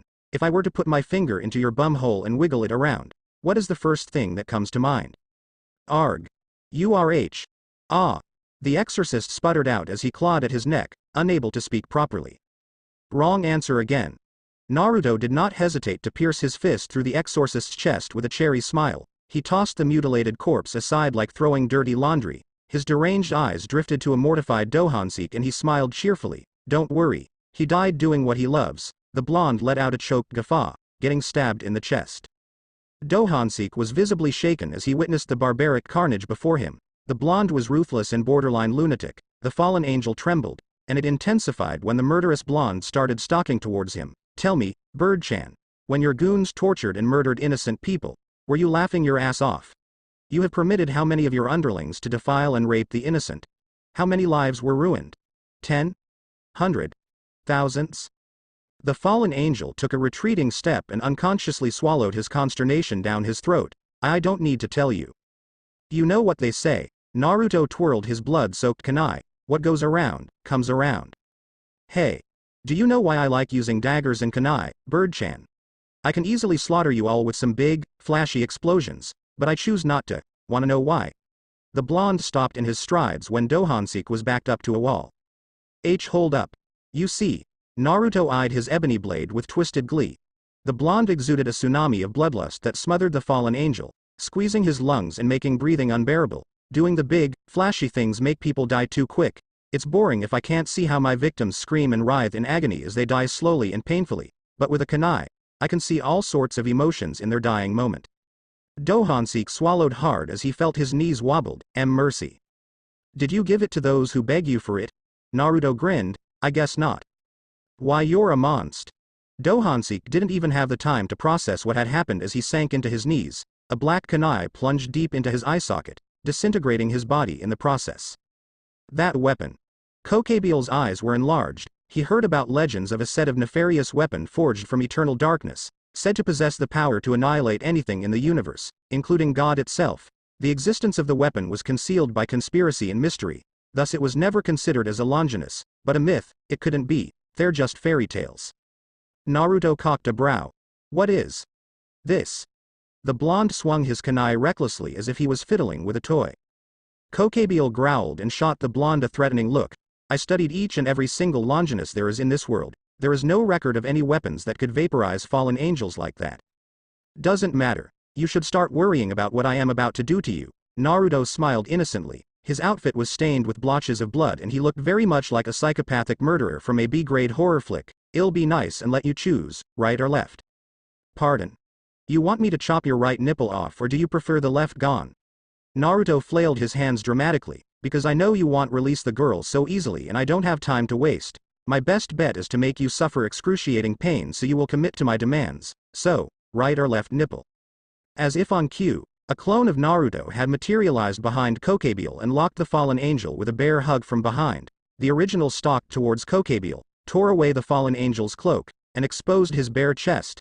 Kokabeel tried to struggle, but he was horrified and astonished to know that his enhanced strength could not break the homicidal clone's unyielding hold. Right or left nipple? Tell me now or I'll decide it myself. You're insane. You think you can beat me? Kokabeel the Star of God? Right by default then, the original swung his kunai. Kokabeel's scream filled the church. Naruto clicked his tongue and shook his head. Ah. Don't be a baby, honey stars, you just lost your left nipple, that's all. Now, tell me, where is she? Why? What is that whore to you? Your fuck slave. Huh. Are you the reason why that third-rate slut betrayed me? You are a very rude person, Kokabeel-san. Naruto smiled saccharinely. I think it is only right if I punish your body. Did I mention how much I love punishing people like you? What do you know about us, huh? Our father cast us out because we defied him once, is that even a fitting punishment? What did we ever do wrong? Do you even know what our true purpose is? Do you think Azazel is a suitable leader to guide us, the fallen angels, to a brighter future? I remembered Shemazai once said that he promises peace to us, but on what hubris does he justify his claims? Is that our true nature? To mingle with those despicable devils and self-righteous angels? To live amongst those filthy humans and conform to their pathetic society? Naruto waved his kunai laxly. I really want to see things from your perspective, but I can't get my head that far up my ass. You ignorant bastard. Kokabeel spat indignantly. You know nothing about this universe. We fallen angels are the pinnacle of all creations. We are supposed to be the sovereigns of this world. The blonde snapped his fingers and thumb together rapidly. All I am hearing from you is, blah, blah, blah. I am a grade A douchebag with a sore vagina. If you really want to prove that your kind is superior, there are many ways to go about it. For one, you can try revising and enforcing a better policy with the other factions. You can form a magical school with all the crazy in it, purposely sabotage the grade of the students from other factions, and make the fallen angels the elites. Hell, go nuts and enter the politics of the underworld. There are plenty of ways to do it, yet you chose to stage a war. It's not just counterproductive, but a whole new mountain of stupid. Enough.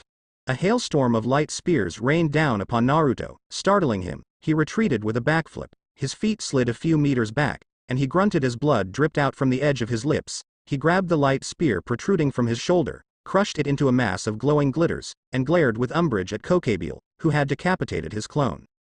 The fuck do you think you're doing, Kit? I let my eyes off you for one moment and you nearly got your ass iced by some punk-ass angel? Kurama. Naruto gritted his teeth and applied pressure on the gaping hole in his shoulder. This is not the time. How many times do I have to tell you? Stay the fuck away from shits like this. You think it's easy to stitch a hole in your body? Ya wanna come down here and do it yourself? I don't want to argue with you about this in the middle of a fight. Just do the damn healing. I am trying, bitch. We're not the same like how we used to be. After that ass whooping we got from that halo-wearing freak, our powers went from uber awesome to uber shit. Glad we staked that punk though. Look, I am sorry, alright? But I really don't want the girl to die because of something I said. Naruto could hear the long, heavy sigh coming from Kurama. We are going to have a long talk about your conscience after this. Trust me, one of these days, we're gonna die because someone wants to play Prince Charming. Thanks, buddy. Hey, Kit. Yeah. You made the right choice. Naruto allowed a smile of gratitude to grace his lips before it stretched into a cruel smirk. Alright, you wanna play? I like that, let's play. Winner gets to eat the loser's heart, okay? Kokabeel blanched in terror as Naruto's outburst of killing intent detonated a shockwave that blasted the wooden walls and pews into splinters. For a moment, the fallen angel swore he was staring down the incarnation of death. What are you? I told you, didn't I? Naruto smirked malevolently. I am sexy hermit of Mount, handsome, and I am coming for that right nipple of yours. You imbecile. Kokabeel launched a volley of light spears at the blonde, who had already vanished into burst of golden light. The fallen angel swung his spear and it clashed against Naruto's black kunai in a loud clang. You may be fast, but I am the fastest angel in heaven. You can't match my speed, fool. I will make you know your place as I awe. Two clones dashed towards the fallen angel in an X formation, blindsiding him and landing deep cuts across his chest. Kokabeel levitated a few meters backwards, coughing out globs of red liquid. One of the clones dropped a lump of flesh and let out a childish giggle. Oh, snap. There goes the right nipple. Now, you're officially nipple-less. Kokabeel the nipple-less has a nice ring to it, don't you think? Kokebile glanced down at his bloodied chest and let out an aggravated shriek, "You fool! I'll make you pay." Channeling unholy energy into his body, the fallen angel soared towards the blonde. Naruto pumped tremendous chakra into his feet and charged at Kokebile with unfathomable speed. There were sparkles and lightning erupting spontaneously throughout the derelict church. They were moving so fast that an untrained eyes would never pick up on their movements. Kokebile clenched his jaw and growled. The sexy hermit unleashed a barrage of rapid strikes at Kokebile's limbs, disrupting the fallen angel's fighting pace. It was as if the blonde had a heightened clairvoyance to predict what Kokebile would do. The fallen angel was so occupied deflecting his opponent's onslaught that he didn't realize one of the clones had materialized above him. When he glanced up, an axe kick had already descended upon him, pummeling him down into the concrete floor. Naruto was relentless, diving down with lightning speed and smashing Kokebile with a devastating dropkick that sent the entire church rumbling thunderously. The fallen angel vomited a liter of blood as he felt his ribs shattered from the impact. Kokebile's body illuminated a brilliant glow before he disappeared, leaving a confounded blonde staring at the center of a crater. "You dare mock me? Me?" Naruto snapped his attention to his back and groaned. The injured Kokebile had his claws around a quivering Reinare's neck. The girl's paper-white skin was blemished with dried blood, her lips were cracked, and her bruised neck showed signs of being throttled. Salty tears streamed along the curvature of her bang-up cheek as she gave Naruto a pleading look. "Help me," she mouthed silently. Naruto straightened his shoulders and gazed with apathy at Kokebile. "If you are so great like you claim to be, then don't hide behind a helpless girl and fight me like a man." Kokebile scoffed. "You think I'll fall for that?" Naruto lifted one eyebrow and crossed his arms, a triumphant grin playing about his lips.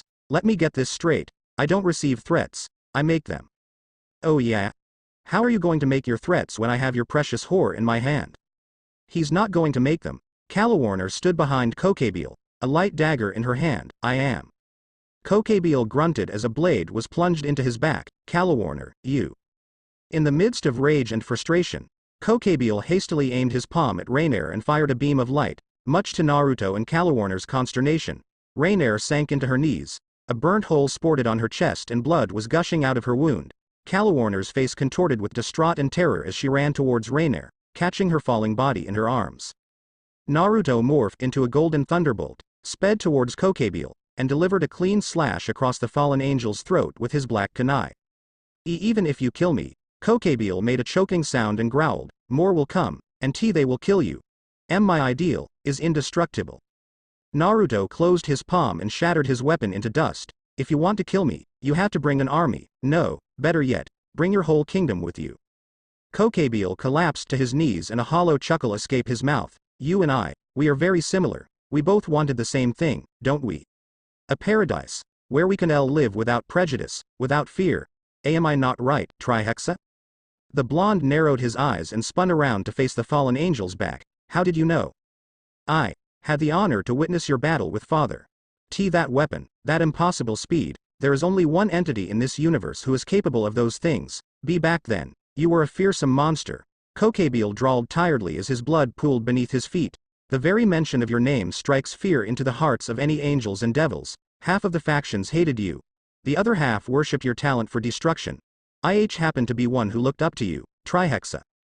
So, you enjoy killing, just like me, is that why you believe we are both similar?" The fallen angel smirked weakly. I am one step closer ahead you.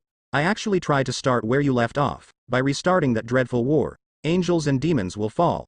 The world will be ruled by darkness, the fallen will reign. You're right.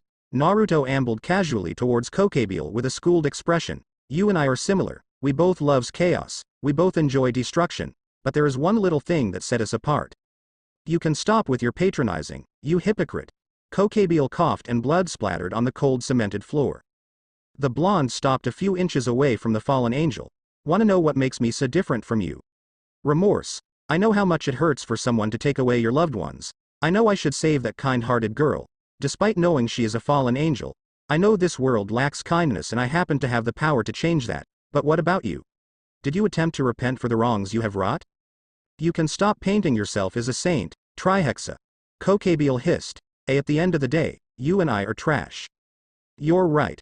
I am a trash." Naruto glared coldly at the fallen angel, who stiffened fearfully, frightened by the power of Naruto's gaze. "But I am a trash who have a conscience. You, on the other hand, are just a trash who have nobody around you who you could trust. You eat when you desire. You kill when you desire. Does that not sound familiar to you? Kokabiel growled. That's right. You're no different from a dog. No. Calling you a dog is derogatory to all canines. You're worse than animals. Animals will not instigate meaningless wars for the sake of it. Animals will not go off the deep end just to make others suffer. You are just a dirt that needs to be erased. Naruto turned around, hid his fists in his pockets, and walked away, and now, you will die a vain death. Kokabiel let out one last howl before his body was pulverized into nothingness. Calawarner was hugging Reinare's lifeless body, rocking back and forth. Naruto knelt beside the fallen angels and gave them a look of sorrow and empathy. Why, you can save her, can't you? You can do anything, right? Please. Calawarner choked in her sobs. I'll do anything. Please don't take away my reason to live. Naruto looked away reluctantly. I'll do anything. If you desire my flesh, I'll give it to you. I'll be your woman, as long as you save Reiner. So, please, the fallen angel wailed uncontrollably. Please don't give up on her. Please save her. I am begging you. Please.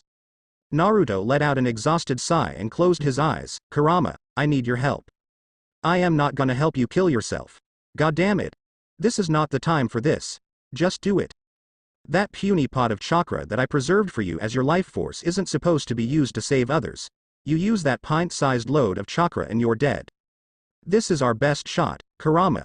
I can't let her die. Your best shot. Not ours. I am not gonna let you keel over dead just because you want to save some nobody. Who knows what kind of sick shit she has done when she was still a feathered meat sack. For all I know, she might be a fucking serial killer. This is final, Naruto. If you really want to save her, go get some other motherfucker to do it because I sure as hell want. Naruto took in a deep breath to calm his mind and closed his eyes. This is my life, Kurama. I decide whether I die or not. So? You want me to throw your life away? Just like that? Huh? I never have a life to begin with, Kurama. My family and friends are all dead, Kurama. They are all dead. I am not dead yet, Naruto sighed. Look, if I died, you will be freed. I should have died long ago, and if my death can help save someone's life, I'll do it in a heartbeat. I should have died too, we both know that. We are stuck in this world because of me. I helped you get here. I could have stopped you, but I chose not to, and I'll be damned if I let you die.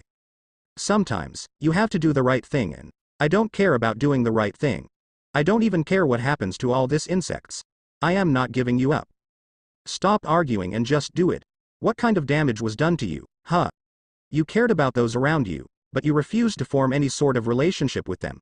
I bet you were lying when you told that Akano girl that you wanted to be her friend, because deep down you're afraid. You're afraid of losing all of them. That's right, Kurama, I am a coward. I am not just afraid of losing them, I am afraid of being around them. People who get close to me die. You weren't a coward when we first acknowledged each other.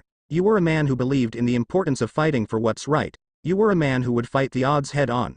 Let's be honest, Kit. Saving this girl is just an excuse for you to find a reason to die. This conversation is over. I am ordering you to do it. I am not. Listen to me, Kurama. I am giving you the green light to kill me, so just do it. I don't give a shit what light you gave me, brat. You don't fucking come in here and give me an order like that. Naruto balled his fists and took in a deep breath, calming himself. I look up to you like a father that I never had, Kurama. And I see you as my own child. I practically watched you grew up, Kit, so don't make me do this. It's not your decision to make, fine, but I have a condition. What is it? If you survived this shit, I want you to open your heart to someone. What? I don't care who. If you survive this crap, I want you to live like a human. Kurama, that's the deal, Kit. I will try. Do or don't, there is no try, Kit. I want you to promise me that you will live. Kura. Naruto went and pulled a Jesus in front of a gaping Calawarner, who couldn't fathom how the mysterious ninja blonde managed to heal an unhealable wound with his green glowing palm. Like magic, Reinare's blood coagulated injuries stitched itself together, leaving no traces of scar tissue. She looked up at the blonde with admiration glowing from her eyes. Father, is that you? Naruto resisted the urge to topple on the floor and cry, Father?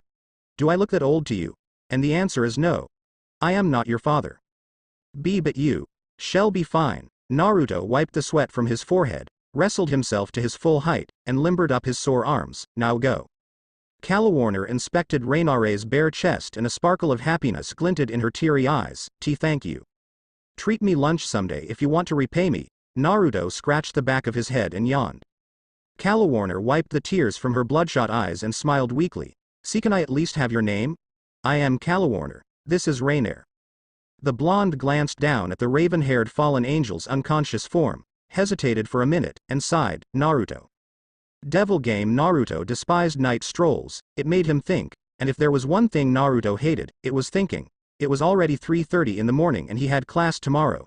The blonde noticed a distortion in space near an alleyway and grunted out in annoyance. A demonic presence, and a strong one at that, invaded the vicinity. He let out a long, exhausted sigh and deadpanned. Ain't no rest for the wicked, huh? Ajuka Beelzebub emerged from the portal, a frown plastered on his face. Our conversation is long overdue. Trihexa dono. Naruto slid his hands into his pocket and stared at one of the four great Satan with nonchalance. Yes, I believe so. I have been dying to know something. The blonde pointed a finger at Ajuka's hair and snickered. Is that natural? Because green sure ain't a natural color to me. The side of Ajuka's lip twitched. I believe we have more important. No, really, is that your natural color? If I don't have an answer, I won't be able to sleep peacefully at night. I will twist and turn on my bed, trying to figure out the answer and. It is a natural color. All right. The Lord Beelzebub huffed. You got your answer. Now, we. But why though? Naruto arched a brow and stared at a very unamused Ajuka innocently. It makes no sense, I mean, unless it's in Harry. Yes, it is. Trihexa dono, we, from daddy or mommy. It doesn't matter. Ajuka retorted with clenched teeth. It does. Please answer. My father. Trihex, your daddy did it with magic or. Trihexa dono. Did your mommy do the same thing with her hair too? You know. Blending in with the family and whatnot. Trihexa. Naruto pointed a finger at Ajuka's crotch and grinned. They're green too? Try. Tell me, please, Hexa. I'll take that as a yes. Great choice, by the way. Very sexy. Does it get you laid? Trihexa. Ajuka hissed. Alright. Next question. Your daddy's crotch green too? Naruto Uzumaki. Naruto's teasing grin dropped a little. Ah. There we go. It's not hard to call people by their name, is it? We can finally talk like civil adults now. I hope you will stop calling me that though. It is much more of an insult than a title to me. Ajuka loosened his collar so he could take a deep breath before he regained his composure. Try. Green. Naruto dono. Ajuka corrected hastily. We need to discuss this pressing issue urgently. Please stop with the antics. Not until you stop calling me that. The Lord of Beelzebub conceded with a deep sigh. Fine, Naruto dono. I apologize for my transgression. Old habits die hard. Now, can we get on with business? Sure. Summarize whatever you want to say in less than 2 sentences. It's almost 4 in the morning and I really want to catch some sleep. I have class at 7 and if I don't go back to my bedroom by 4:30, oh boy. I am gonna be in big trouble. And if I am in big trouble, my beautiful and sexy class president will find a million excuses to make me pole dance. The Chaos Brigade is on the move. Naruto arched a brow. And that is my problem. The blonde gasped and pressed a hand on his mouth. Oh, wait, that isn't my problem. Ophis. Ophis is an annoying and childish brat who is pulling out a great big temper tantrum because an overgrown lizard is infesting her self-proclaimed home. Last I checked, the dimensional gap belongs to no one. She is just too chicken shit to fight for her territory. I will never waste my time dealing with kids like her.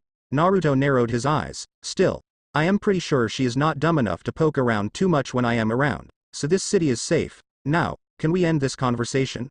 I really don't want to get in trouble with my class president. Ajuka shook his head and pinched the bridge of his nose. This city is safe only if you're around. If you're not, she will invade it and make it her turf. Don't forget, this place is under the care of the Grem. Honestly, I don't care. As long as you guys play your part and ensure a war of cataclysmic proportion between 3 gangs of egotistical and petty children never happen, I will play my part and stay in the shadows for the rest of eternity.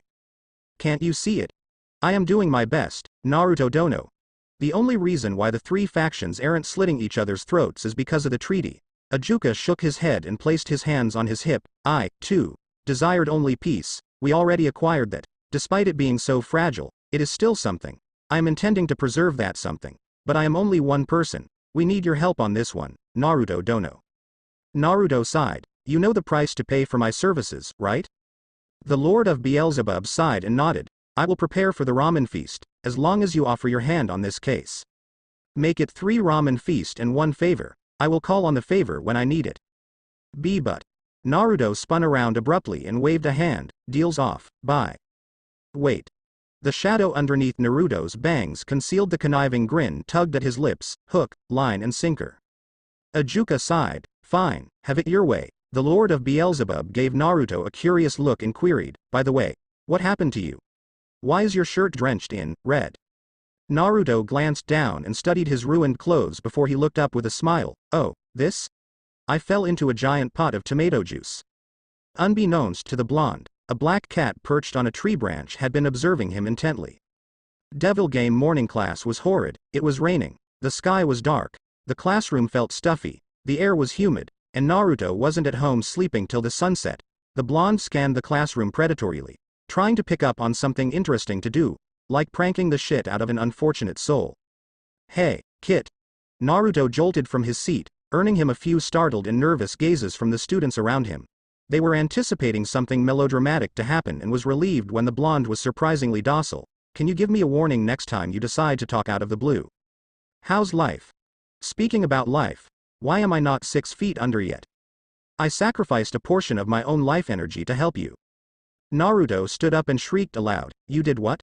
The whole class snapped their attention fearfully at the babbling blonde. Even the teacher was trembling. They knew about the blonde being a schizophrenic maniac, if his random outburst was anything to go by, but usually those outbursts would ramify into drastic pranks. Some students had picked up indications of Naruto's imminent mischief. If he smiled his evilest smile in the middle of the class, it's because shit was about to get real. If he laughed cruelly, it's because shit already got real. Calm the fuck down, it's my fault, I got you into this mess and don't go all angst on me. I gave up my life energy because I believe you're doing the right thing. Kurama, for what it's worth, I am sorry. I can't watch you die, can I? Don't worry, as long as you don't get into any trouble, we'll be fine. Since our powers are sealed away, it will take a few months for us to regenerate our chakras though. That life energy of ours, well, let's just say we have given them up for charity. Until then, I couldn't emphasize this any more than I have to. Stay the fuck away from shit because there won't be a next time. Hey. What did I say? Shit finds me every single time. Okay. I am a victim myself. Naruto sat down, oblivious that there were over 20 pair of apprehensive eyes monitoring his every movement. By the way, I want to ask you something, yeah? You see that pretty boy on your 8 o'clock? You mean Kiba? What about him? Have you noticed he never ever accepts any dates from cute girls? Not even once. I mean, I'll understand if he has high standards, but if you constantly reject virgin pussies like he does, then I am sorry to say but something is definitely wrong. I mean, those girls are throwing themselves at him and he outright rejects them. If he isn't gay, I don't know what is. The blonde stroked his chin. Hey, Kiba. Naruto rested his legs on his desks and crossed his arms, his brows furrowed contemplatively. You gay? There was a stilted silence. The students in the classroom pondered for a while. They turned their head in the direction of one gaping Kiba Yuto. Akeno palmed her face and shook her head. What? I mean, you don't respond to any girl's advances, you're too pretty to be a boy, and you obviously put too much shampoo on your hair. It really makes me wonder if you're playing on the other side of the team. Naruto shook his head and sighed. It's okay though, I won't judge. What? Where is this coming from? I am not. Okay. Naruto removed his legs from his desk, leaned forward, and interlocked his fingers together, his expression solemn. But what if, even though you think that it is untrue, what if you really like men? I am telling you I am not wise defensive. Kiba was about to lunge at the smiling blonde when Akeno intervened. She stood before the irate pretty boy and smiled kindly. Calm down, Kiba-kun, I'll handle that rascal myself. Kiba looked over Akeno's shoulder and was confounded to see Naruto being fidgety. Inhaling deeply, he nodded appreciatively, inwardly hoping the class president to give his fellow blonde a living hell. Before he looked away, Akeno spun around gracefully and smiled at Naruto. You, me, outside, now. Unexpectedly, Naruto dropped his facade of nervousness and started chuckling, with pleasure. Devil game Akeno crossed her arms, allowed an irritated scowl to grace her beautiful features, and glared daggers at the cheerful blonde. Why? Naruto arched a brow innocently. Why what? Stop playing with me, Naruto. Your behavior is unacceptable. You disrupted an ongoing lesson with your antics and insulted a classmate. As class president, It is my duty to spank you. A mischievous grin tugged at Akano's lips. Now, what kind of punishment should I deliver to you? Do you like it hot or rough? I like a little bit of both. Naruto smiled smugly and perched on the balcony's railing. So, why did you really call me out here for? I am pretty sure you didn't drag me to the rooftop just to lecture me about teasing our neighborhood's local pretty boy. So what is it? You want a massage or something? Akano pushed a raven strand of hair to the back of her ear and softened her gaze. The afternoon breeze enveloped the pair and Akano brought up a hand to her hair, holding her raven locks in place. It was at that moment that Naruto saw a different side of Akano. It was neither the seductive disciplinary class president side of her nor the high and mighty untouchable Oni-chan of Kuo Academy. No, it was something else, but the blonde couldn't describe it. About that night. The blonde quirked a brow. What about it? You told me you only wanted to be friends. Naruto nodded. I did. Akano pursed her lips. Why? The blonde beckoned his class president to come closer. His suave grin played about his lips. Akano took a tentative step forward, her eyes studying Naruto's strong jawline and the whisker marks adorned on his cheeks. Her uncertainty and nervousness were washed away just by looking at those ocean blue eyes. She was so captivated and entranced by Naruto's benign gaze that she didn't notice the blonde had captured her wrist. Akano-chan, Naruto whispered softly, you are a beautiful and competent woman. I am sure you have a bright future ahead of you, but that future will be tarnished if you want to be my friend. The bemused class president tilted her head. Why would that be? I am a jinx, Akano-chan. My family died the day I was born. People around me die or suffer a fate worse than death. You probably caught rabies by touching me. You should go get a body checkup or something, pronto. Akano shook her head and cupped Naruto's hand with gentle fingers. A kind smile graced at her pink lips. If you are a jinx, then so am I. I have lost my family, just like you. But that doesn't mean I should stop opening my heart to the people around me. So stop playing hard to get. It doesn't work on me. Naruto removed Akino's hand from his, hopped to the cemented floor from the railing, and stood at his full height, glancing down at Akano with frosty eyes. Let's not be friends. Your pain will never go away, Naruto. You just need to make room for it. Let me help you. The blonde caressed the raven-haired girl's cheeks and smiled. You're sweet. You don't have the right to do that, Naruto. Akano growled with furious eyes. Her knuckle grew white from clenching her fists too tight. You don't just come into somebody's life, make them care, and then just leave like it was nothing. Naruto strode past an astonished Akano silently and ambled away. The class president stood there, studying her toes for a very long time. Devil game dick move, Kit. Naruto rolled his eyes as he traipsed through the hallway, unsure where he should go. He wasn't very hungry, so the stuffy cafeteria is a big no-no. He didn't like the classroom, so he's avoiding that too. With a heavy sigh, Naruto decided to venture to the corner of the school's building. Just leave me alone, Kurama. You promised me you will open your heart to someone, not take someone's heart and shatter it into pieces, fuckface. I promised you I'll be a human, which I have always been. You know what I meant. Look, there was neverness between me and Akano-chan. She is my class president. I am a student, that's all there is to it. Really? Because what you did to her was below the belt. Kurama, surely you were not being serious when you demanded me to love someone, right? People shit their pants when they know I was the beast of apocalypse. Do you know how many lives I have slaughtered? Remember that time when I wielded only a butcher knife and went chopping angels left and right in heaven? Or that time when I went to hell to burn it anew? I did many things I am not proud of, and that bounty of my head isn't gonna be gone anytime soon. So? Naruto scoffed. Those dicks fear me because they think I have no weakness. They think a heartless and immoral beast like me would never love anybody but myself. Can you imagine what would happen if they know I have a vulnerability? If they can't get to me, they will go after those I cared about. I can't allow that to happen, Kurama. Do something about it. Find a way to get back our powers. You're sitting your ass around here all day doing nothing. That's not trying. That's giving up. Naruto Uzumaki doesn't give up. You think I haven't tried finding a way to get back our powers? Naruto hissed. I tried every damn ways, Kurama. Nothing works. I even stayed on the moon for a week just to figure a way to break that seal. Do you know how many layers of seals God had implanted in the moon? 666. Each code in the seals changes every 10 minutes. Each layer rotates itself to a different position every 1 minute. That means I need to solve and break all 666 seals within 1 goddamn minute. Speaking of irony, look, the only way for me to protect the people around me is to ignore them. I have to, Kurama, and I am not gonna apologize for what I did. That is a load of bull and you know it. I don't have a choice. There is always a choice, Kit. When you love someone, you start to have fears too. You'll fear if you couldn't protect that someone. You'll fear that you let them down. I fear that one day I couldn't protect that someone I love. I learned it the hard way, Kurama. I don't want to feel that pain ever again. I don't want to fall in love with Akano and see her die or something. I can't handle that pain again. Still, that doesn't warrant you the right to go hurting that girl's feelings like that. Your unuttered rage is understandable, but it's totally misplaced. You should take a chill pill. You choke on your own pill. I am not angry. I am never angry. Kurama, your hatred and rage incarnate. If you're not angry, you should go get yourself checked for flu or something. Bottom line. You're a dick. Hey. I am not in a good mood. Be nice. Besides, you're supposed to be my Yoda. Nah, man, I am not a wise, green midget. Thank you very much.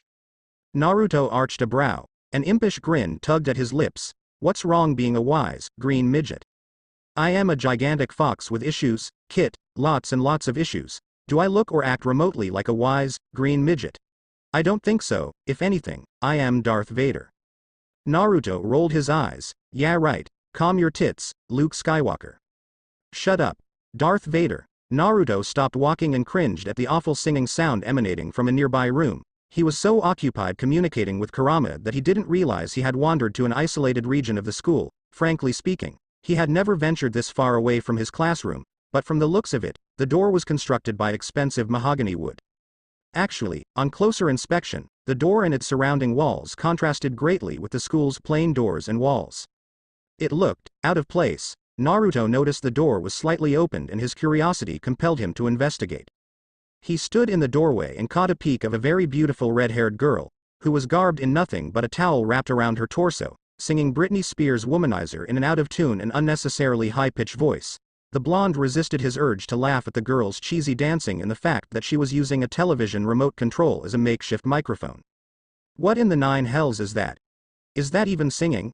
She just destroyed that song. I bet a horse high on cocaine can sing better than that. No one is allowed to sing Britney Spears' song like that. Nobody. The blonde quirked an amused brow. Seriously? Britney Spears? I didn't know you like her song. Shut up. It's none of your business. All right. Guilty pleasure. I tell ya. Guilty pleasure. I am out of here. Naruto chuckled, but his elbow accidentally bumped into the door, and the girl stopped singing. Her attention twisted sharply to the sheepish blonde. Her jaws dropped, her cheeks flushed, the remote control fell from her hand. An awkward silence invaded the eerily quiet room. Who the hell are you? The girl shrieked. Naruto scratched his scalp. I apologize for trespassing. I just so happened to overhear a donkey screaming, so I came to check it out. Turns out, it was a person attempting to sing. Did you? The red-haired girl shot the blonde an exasperated look. Did you just barge into my room without my consent and insult me? When the girl was about to lash out at the blonde, her towel dropped to her feet, leaving her modesty exposed. Instead of looking away like what a gentleman should be doing, the blonde stroked his chin, narrowed his eyes in scrutiny, and nodded his head. Whoa, nice rack you got there, nice and big, a little tad asymmetrical, but that's understandable. If anything, it makes your breasts look fine and natural. Your proportions are good too, not too overly skinny and not too overly meaty. Great hips too. Nice, nice.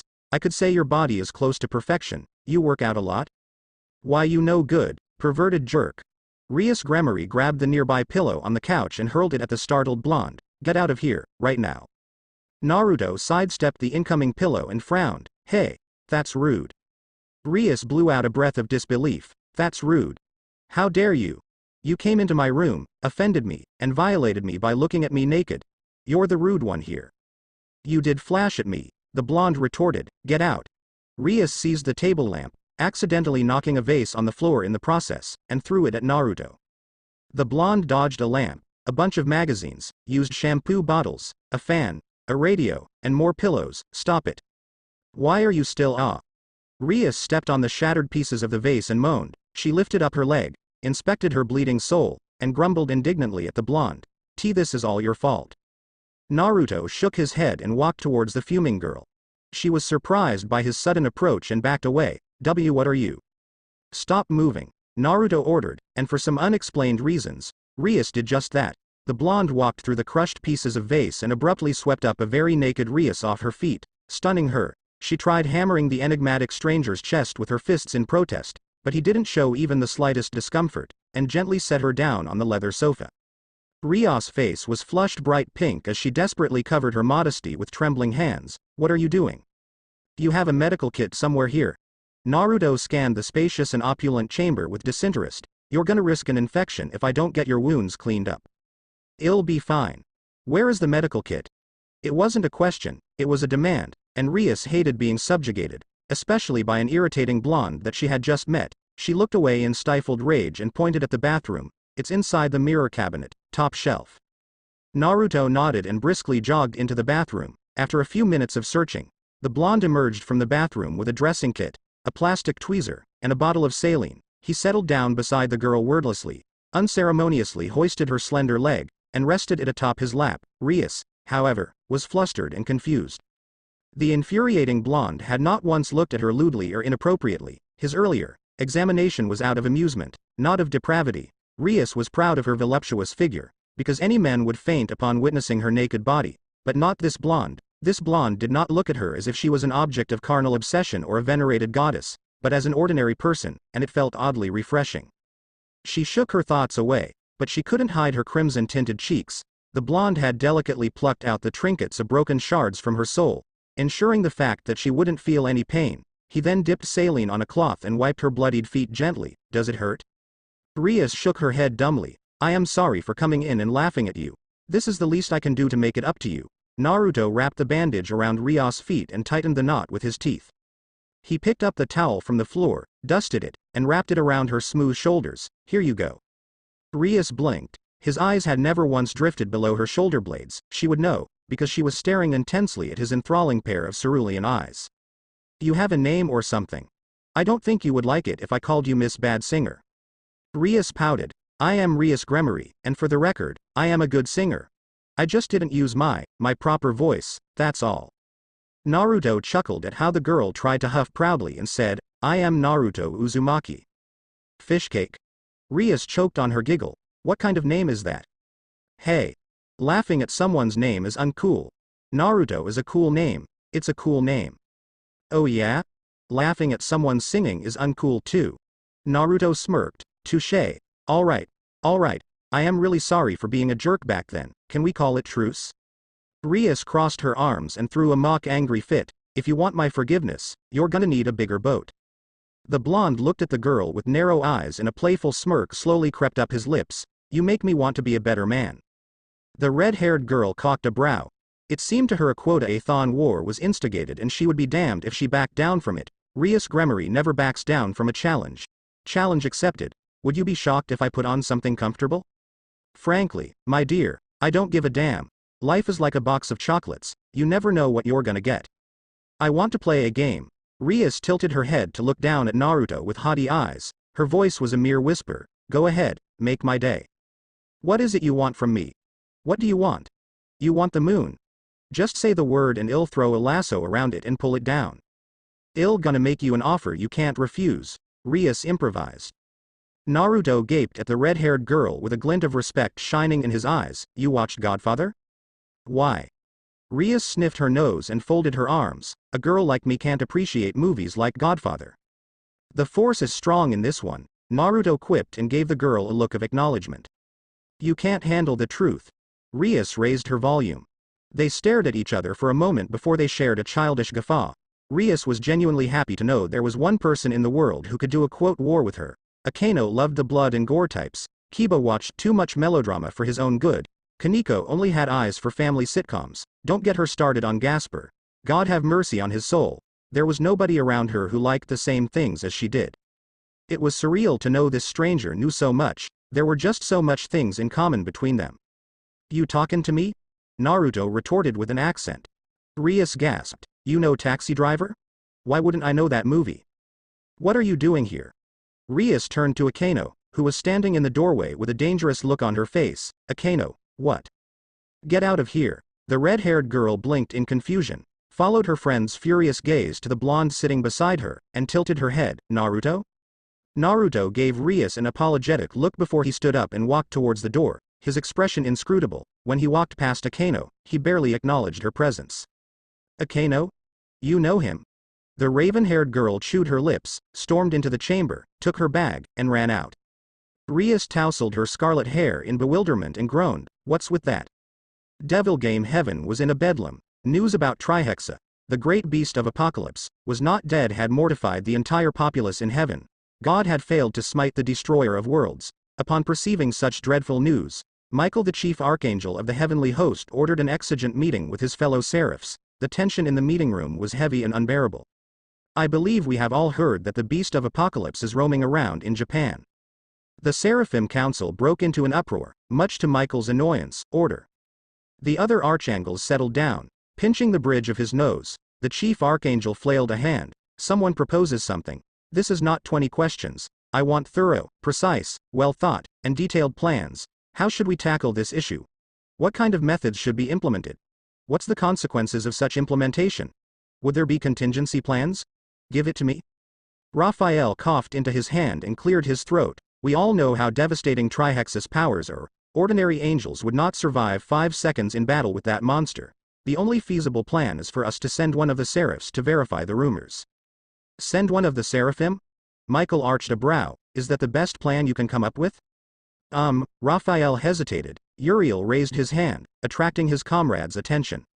"Right now, we can only assume the rumors are true. If they are, Trihexa will be a threat to us. However, he has yet to do anything drastic, and that probably means he isn't capable of doing it. If that's the case, he may be in a weakened state. We all know how powerful our father is. I do not believe he can be fine after a battle with father. If he is alive, this is the best opportunity to strike. I propose we launch a full-scale invasion in the mortal realm to scout for him. If he is indeed alive, we obliterate him." Michael frowned. "Full-scale invasion? Are you even hearing yourself? If we launch an invasion in the mortal realm, what do you think the devils in the underworld would think? They would conclude that we are claiming Earth as our own. We all know that the treaty forbids us for deploying our army into the mortal realm. The devils would undeniably marshal their legions into Earth too. The treaty will be void and war is inevitable. Now, tell me, Uriel, do you think your plan is wise?" Uriel swallowed nervously and looked away. "Actually, Metatron proposed. I believe Raphael's plan is plausible." Michael glowered at his fellow archangel. "How is that plan plausible if Trihexa has seen all of our faces?" "But he has not seen Gabriel's," Metatron argued. The entire Seraphim Council diverted their penetrating gaze to a puzzled-looking Gabriel, who pointed a finger at herself timidly. "Me."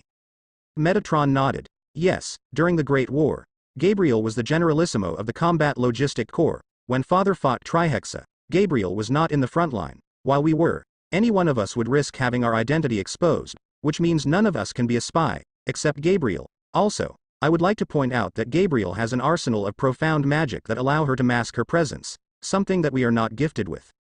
Gabriel shifted uncomfortably. "I just don't think I am suitable for this." Michael's hand shot up abruptly, demanding silence. Metatron's justification has some legit points. Gabriel has never seen Trihexa's face before. That means Trihexa would not be able to identify her as an archangel. If Trihexa is indeed in his weakened state, Gabriel has the power to destroy him with ease. Once his death is confirmed and publicized, the Fallen and the Devil would think twice before they try to attack us. This expedition will boost the morale of our troops and give us a better leverage over the other factions. "Brother, surely you're not serious about this." Gabriel furrowed her brows worriedly. "I don't have the confidence to do this." "Gabriel." Michael chided. "This is not about us. This is about redeeming the value of our father's sacrifice. His existence is a bane to our memory of our father, and thus, he must be eliminated. I can only deduce that he conforms to a life of secrecy because he has lost his powers, but there is nobody to validate the rumors. Gabriel, do you even have heaven's interest in mind?" "Of course I do. But what if I jeopardize this mission? I have no experience in espionage and you want me to go undercover just to certify some rumors?" Gabriel shook her head. The chief archangel nodded and deadpanned. "Yes, I need you to ascertain the credibility of the rumors. If the rumors are true, capture him and bring him back to heaven." "You want me to drag the great beast of Apocalypse to heaven?" "I don't care what methods you employed. Seduce him, tranquilize him. I do not care. I will pardon any transgression made against the law of heaven, as long as you deliver the result to us. Of course, it is preferable that he comes to us willingly. Having him here kicking and screaming will be annoying, don't you think? Regardless, I want him to be in our prison cell in 3 months' time." Michael ordered with a stern voice. "Remember this well, Gabriel. We are soldiers. We either successfully complete our missions or we die a glorious death. do you understand? Gabriel bit her lower lip. What do you plan to do to him once he's captured? A sinister smirk tugged at the chief archangle's lips, public execution. Devil Game Izanagi placed the bowl of hot pork ramen on the table, dug out a cigarette from his pocket, lit it up, and smoked his stick. Naruto peered up from his seat and glared vexingly at the old god. Don't you know it's inconsiderate to smoke in front of a man who's about to enjoy his ramen? Don't you know I do not give a damn if you enjoy my ramen or not? The blonde picked up his lacquered chopsticks and snickered. With that kind of shitty attitude, no wonder nobody wants to come here to eat your shitty ramen.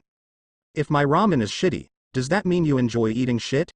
Izanagi retorted with a querulous tone. Naruto ignored the old god and began slurping his noodles with delight. He let out a moan of approval as he chewed the noodles, much to the old god's annoyance. Izanagi knew Naruto knew that he hated that moaning sound, so Naruto would deliberately do it every time, just to irritate him. So what's up? Naruto swallowed his noodles and shrugged. Meh, nothing much, just adopted 2 fallen angels into my home. Other than that, nothing's up. Oh, fallen angel. Izanagi blinked, digested the information for a minute, turned his attention slowly to the nonchalant blonde, and leaned forward. Did you say, there are fallen angels in your house? Yeah. Naruto replied in a monotone. The old god shook his head and nursed his forehead. Why in the living hell did you do that?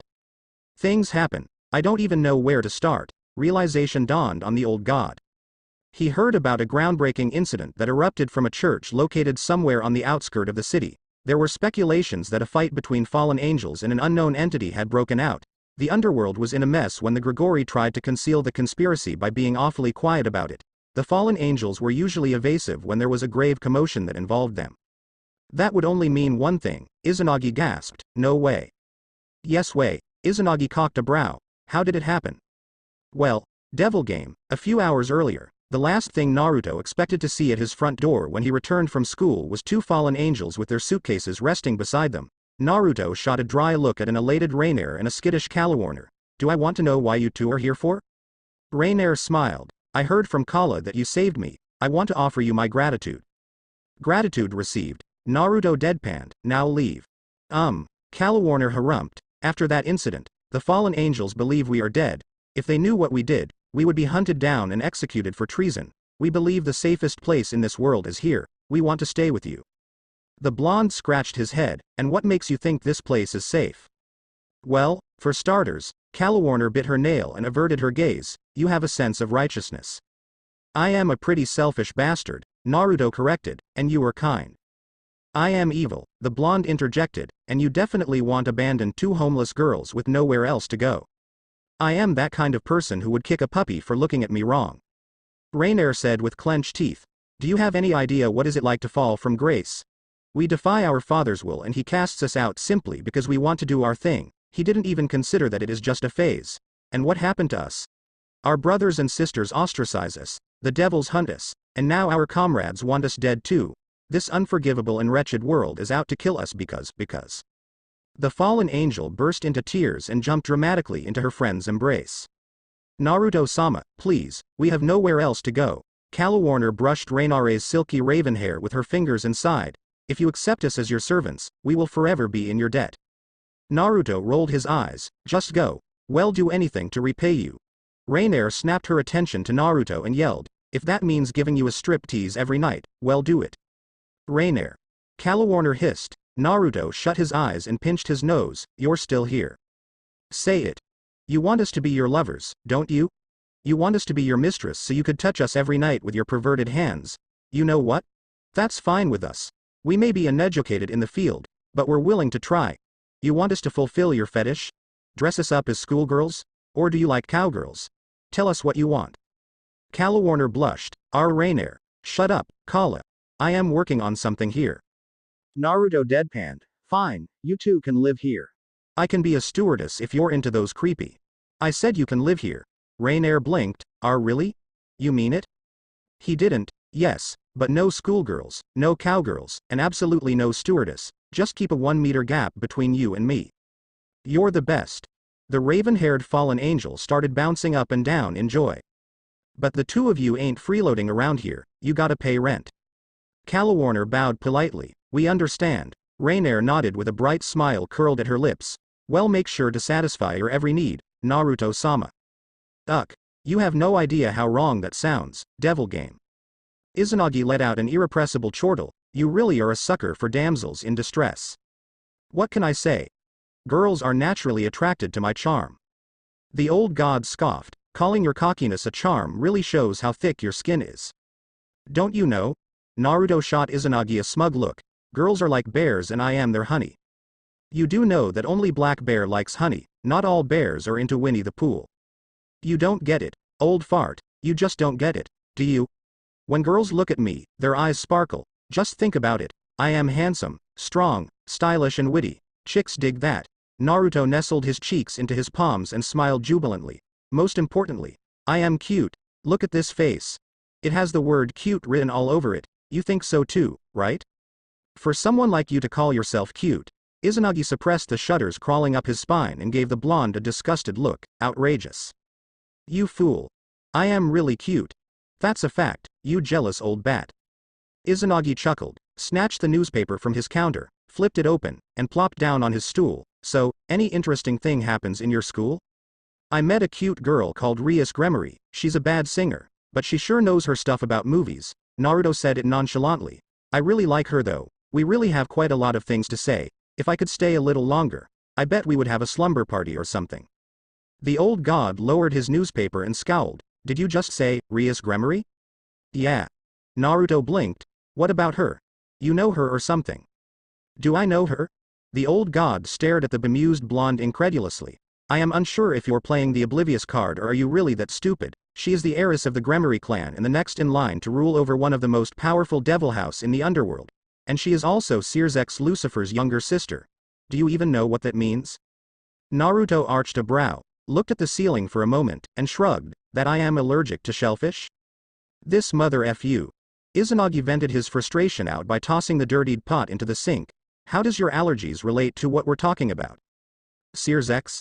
His name sounds familiar. Naruto tapped his chin and pondered. Who is he again? Izanagi shook his head and sighed. One of the four great Satan? Ring any bell? Oh, right. Naruto nodded and raised a finger. Yup, I remembered him. He was such a narcissistic and self-righteous prick when we first fought. I am glad our battles toned the temper of his down a few notches. I didn't know he has such a cute sister though. What a coincidence.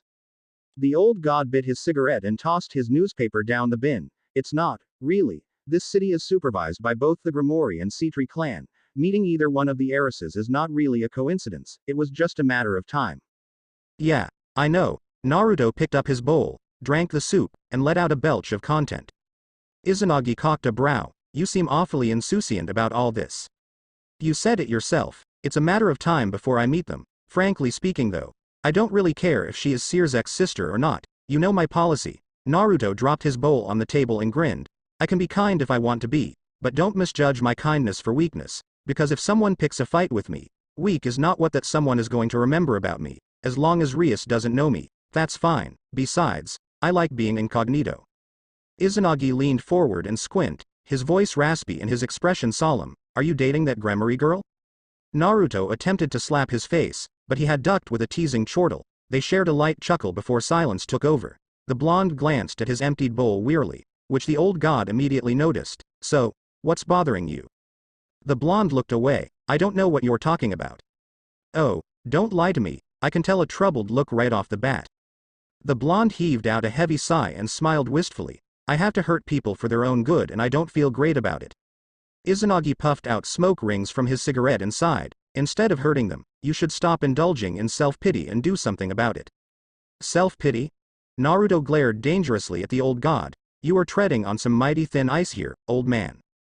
Whatever happened happened, the unfazed Izanagi countered, and let's make this clear. You're not blaming yourself for the lives you have taken during the Great War. You are blaming yourself for not taking away those lives sooner, because you saw the ugly side of the angels and the immoral side of the demons, and you know what? That has been eating you up ever since. Then what should I do? Naruto stood up from his seat in untamed umbrage and pointed at the window. Go out there and make friends with people and then watch them die because of me. My ledger is soaked red. I don't need to dump it in the river of blood, okay? Izanagi scoffed. That's vanity talking, vanity. The blonde was in disbelief. I am trying to protect the people around me. That's what you have been saying to yourself. That's self-pity. Trying to feel sorry for yourself because you're too afraid to see the truth. Izanagi spat, "You're a spineless coward. How dare you? Instead of trying to get stronger, instead of trying to restore your powers, what are you doing?" The old god sneered, "Oh, that's right, idling around and wasting your time." Naruto growled, "You think it's easy to unseal my powers? What? Do you think it's like playing hopscotch? God didn't just seal my powers away, he placed a goddamn stopper on my chakra. A stopper that only he can turn on and off. You know what? I didn't come here for a fight. I thought I could come here for some advice, but I guess I came to the wrong place." The blonde spun around and approached the exit, but before he could leave the stall, the old god spoke, "You didn't come to the wrong place. No. You knew I would say those things to you. You just chose not to do anything about it. Until you were ready to accept your faults, you will always be afraid." Clenching his trembling fists, Naruto stormed out of the stall. Devil Game Gabriel had never felt so apprehensive before. She had fought countless wars, survived thousands of life and death situations, and even flew into hell a couple times. But those experiences were insignificant compared to the mission at hand. She knew everything there was to know about the great beast of Apocalypse. He was the murderer of her father and the reason why the graveyard of heaven was littered with so many of her dead brothers and sisters' tombstones.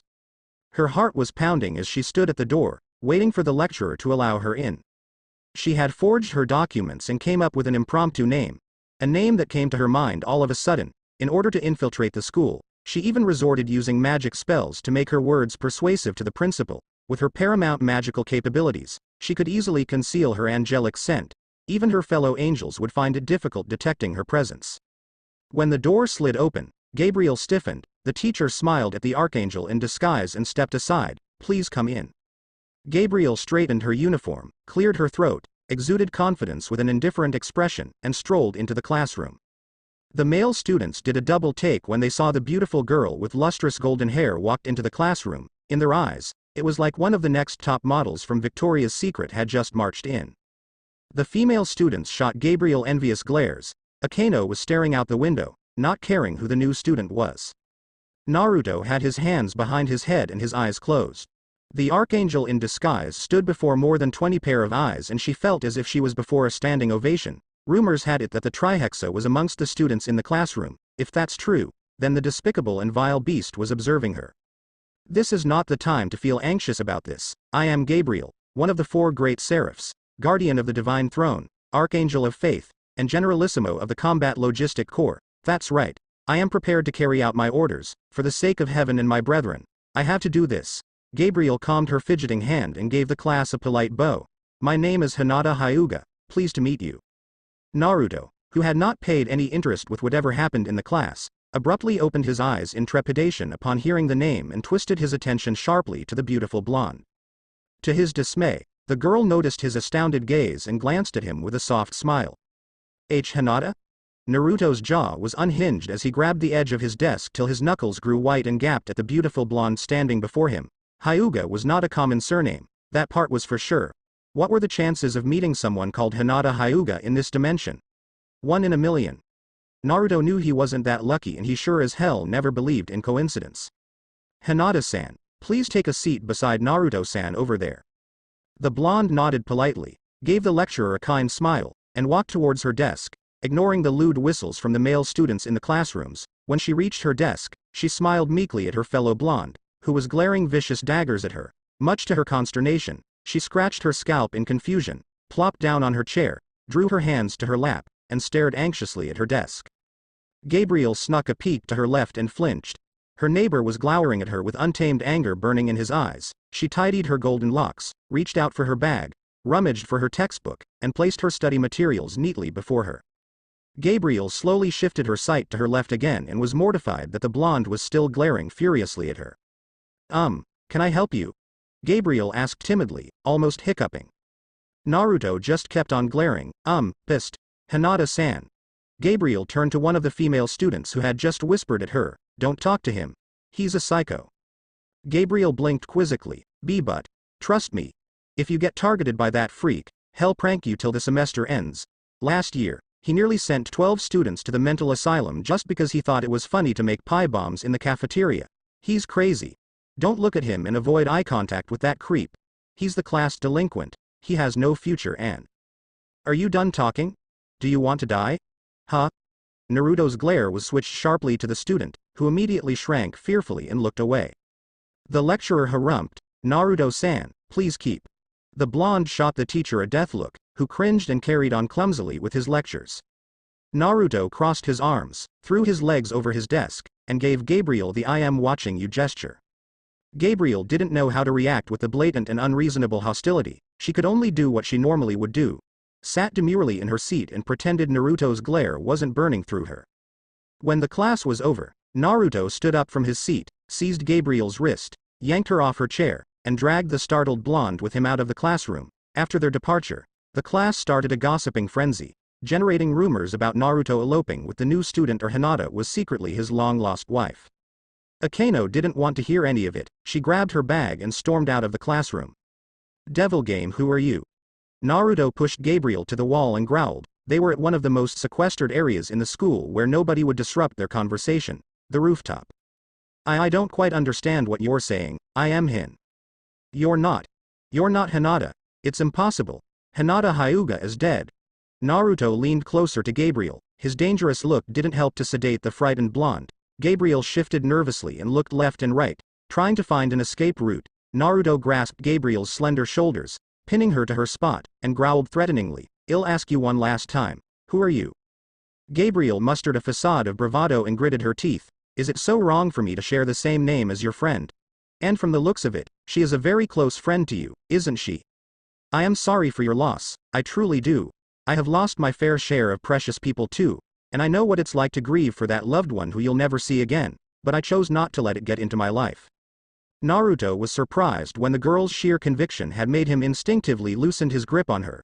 Gabriel removed herself from the wall and took a bold step forward, forcing the bewildered blonde to take a step back. "I can see through you. I can tell this Hinata is probably more than just a close friend. You love her, don't you?" The blonde looked away, resisting the urge to let his eyes moist as he desperately clenched his fists hard. "You don't know anything about her." "No, I don't." Gabriel managed a weak smile and reached out for Naruto's reddened fist. "But I know Hinata wouldn't want you to keep mourning for her. She would want you to live your life to the fullest. She would want you to be happy. That's why." Gabriel glanced up, hoisted his hand to shoulder level, and stroked his hand affectionately with her thumb. "You have to be brave. I am sure she wouldn't want you to be like this." Naruto clenched his jaw, spun around, and bolted to the exit. Gabriel sighed and peered up at the imperial blue sky. Devil game, they say the one who speaks the loudest in the room is always the weakest one. Chief Archangel Michael was anything but loud. To his subordinates, he was a kind and caring leader, revered for his virtue and divine strength. However, his peers mistook his gentle smile for benevolence, because the Seraphim Council knew a silent smiling Michael was scarier than a wrathful god. "I hope you have summoned me to this god-forsaken place for something important." Michael smiled his usual smile, his eyes surveying the barren tundra before him. Rizavam Levon Lucifer sat beside Michael at a small coffee table, situated atop a hill. He poured himself a cup of Earl Grey tea, inhaled the pleasant aroma, and nodded in satisfaction. "I wouldn't dare seek an audience with the great Chief Archangel without a purpose. I am here to discuss about Kokebiel's passing. Now that he is dead, our plans are in jeopardy. What should we do?" "Nothing is in jeopardy. Stop being so dramatic about things like this. It's obnoxious." Michael leveled Rizavam a cold glare, before his features softened into a gentle smile. "Now, allow me to analyze our situation. Kokebiel failed to instigate a war between heaven and hell, but his passing has shed some light to Trihexus' whereabouts. I believe that is more important than anything." "You cheeky bastard, you. Is that why you sent your dearest sister to the mortal realm? To check on him?" Rizavam grinned. "You know you crazy, right?" Michael's smile faltered slightly. "I ordered. No. I wanted Gabriel to seek out Trihexa because I am painfully aware that father has tampered with her soul. I do not know what and I do not know why. But I believe his contingency plan involves my sister. Whatever my father has planted inside my sister would be the key to our salvation. I just need to know what it is. When the time comes, my plans will be realized." The aged devil arched a brow and stifled his snicker. "Are you sure you're not my father? Because you sound exactly like Lucifer."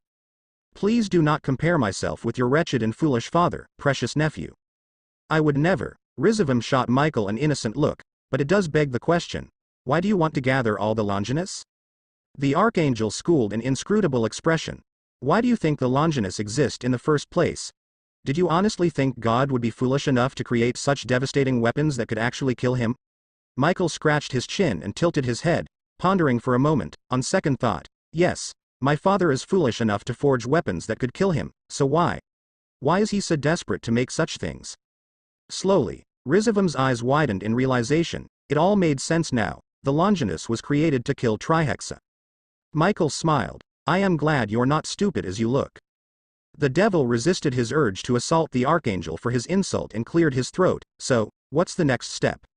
Nothing, Michael shrugged. We wait. It won't be long before Judgment Day arrives. Why are you so eager to have the apocalypse upon the world? Did Daddy do something wrong to you or something? The archangel smiled. Daddy didn't do anything wrong, the world did. I have read the scripts of all the players in the chessboard, including yours. Destiny has written a script for everybody, apparently, even for my father. It has to be carried out and it is my duty to enforce Destiny's will. Truth be told, I have read mine as well. I know how this would all play out. The script even foretells that it is my destiny to fight the beast of apocalypse. Did the script say who wins? Rizavum arched a brow. Piqued curiosity was clearly shown on his face. No, unfortunately, too many unknown factors on the chessboard, too many uncertainties. I do not like the unknown. Michael shifted comfortably in his seat and gazed upon the wasteland aloofly. However, I would avenge my father, that I promise you. Really? Rizavum slapped his jaw lightly and mused aloud. If my memories serve me right, you're the one who led God to his death, no? Michael was no longer smiling. His penetrating gaze was fixated at the oblivious devil. When God marshaled his legions of angels to confront Trihexa, you were there. I was there. Even the Great Red was there too. God almost had him, but you ordered the archangels, as well as the entirety of the heavenly hosts, to retreat. That was why God fell. He lost his fight against the beast of apocalypse, not because he was weak, but because he trusted the wrong son. In split seconds, Michael had his sword, the fabled Michael's sword, dangerously close to Rizavum's neck. The aged devil shot his hands up in a surrender notion, chuckling sheepishly. Regardless of how powerful he was, Rizavum wasn't stupid enough to provoke Michael when he had his sword out. The Michael's sword was bestowed upon the archangel by God himself, and it was the divine weapon that made Michael one of the most fearsome entities in the universe. One tiny scrape inflicted by the Michael's sword and you're practically a goner. I hope you're not accusing me of betraying my father, precious nephew. Rizavum swallowed and let out a nervous and uneasy laugh. I won't count on it, precious uncle. Michael nodded with a smile and released his hold from his sword, which vaporized into sparkling dust and were swept away by the wind. Words hold powers. Powers that can make 1,000 succumbs to your will. Powers that can make a person an enemy to the world. Please remember that and don't ever commit such a ridiculous mistake again. I am a man of patience, but I have limits too. What are you going to do with all that power? I told you since day one, didn't I? Michael smirked. Jumpstart the apocalypse. I can't believe I am saying this, but Rizavum peered at the aloof archangel with amusement glinting in his eyes. You're more evil than any devils I have met, and I have met plenty. I only want to harness Trihexa's power. You actually want to break the world. Devil game. When the school bell rang, Gabriel let out a sigh of relief. Her classmates had warmed up to her fairly quickly. It was nice being normal for a change. She stored her books in her bag, said her goodbyes to her newly acquainted human friends, stood up from her seat, and ambled to the door, but was surprised to see Naruto standing in the doorway. I didn't see you in class after lunch break. I was worried that. I am sorry. Gabriel blinked and tilted her head. What are you apologizing for? Naruto scratched the back of his head and looked away, abashed. I shouldn't have cornered you and yelled at you like that earlier. I just. The archangel in disguise smiled with the grace of a saint and shook her head. No, it's fine. If anything, it should be me who should be apologizing. My name probably brings back too many hurtful memories for you. Regardless, I don't have the right to be a jerk to you. Naruto dropped his uptight facade and smiled weakly. Is it okay for me to repay you with ramen? My treat.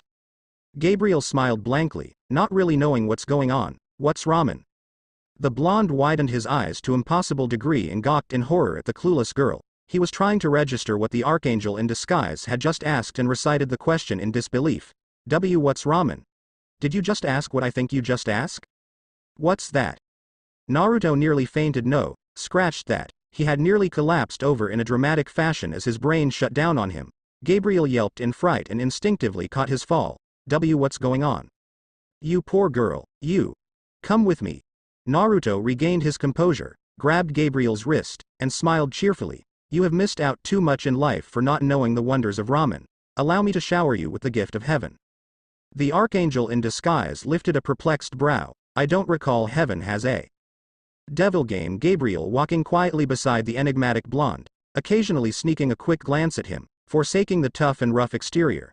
The Archangel saw a man who was lost in life, burdened by a sad past. Whatever it was, it had pained him for a very long time, forcing him to shut out the world and resenting everything in life. Gabriel saw despondence and the desperation in his captivating ocean blue eyes, and she wanted to do something about it. It's not nice to stare, Hinata-san.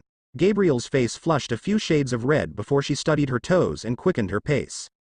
Naruto chuckled and placed a comforting hand on her shoulder, easing up her apprehension. I am just kidding. Stare all you want, it's a free world after all.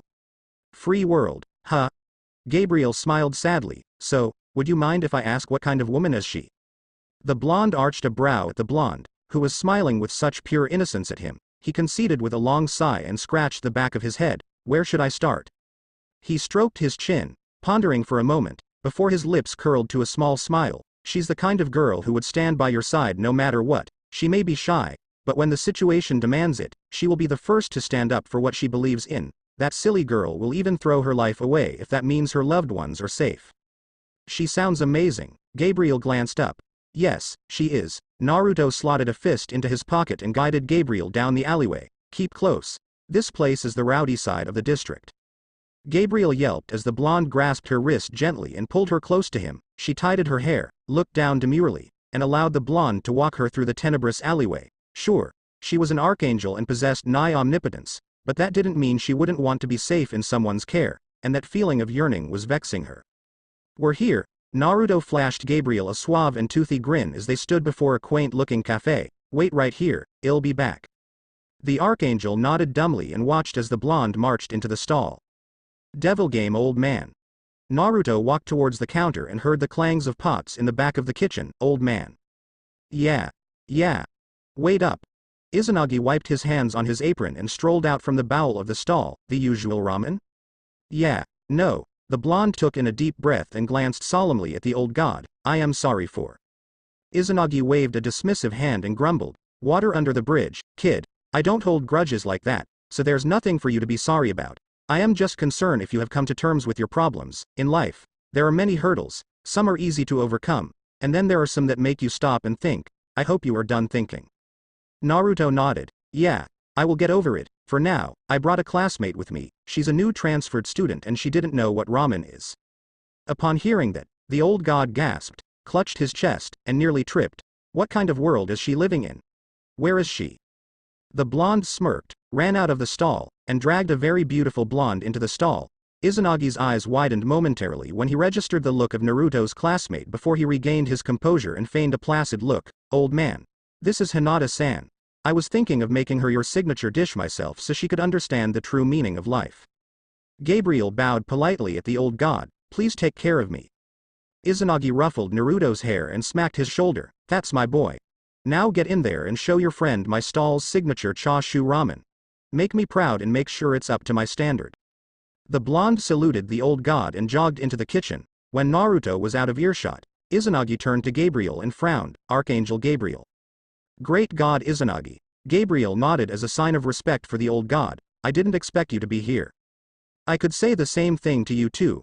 Izanagi pulled out a cigar from his breast pocket, lit it up, and took a puff. What kind of dusty wind has brought your feathered self here?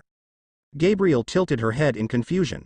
Naruto-san brought me here to try your ramen. He told me how delicious it is, so, here I am. Izanagi narrowed his eyes and glanced at the archangel, scrutinizing for any deceit laced on her expression. The old god looked over his shoulders, making sure Naruto wasn't around, and diverted his attention back to the archangel.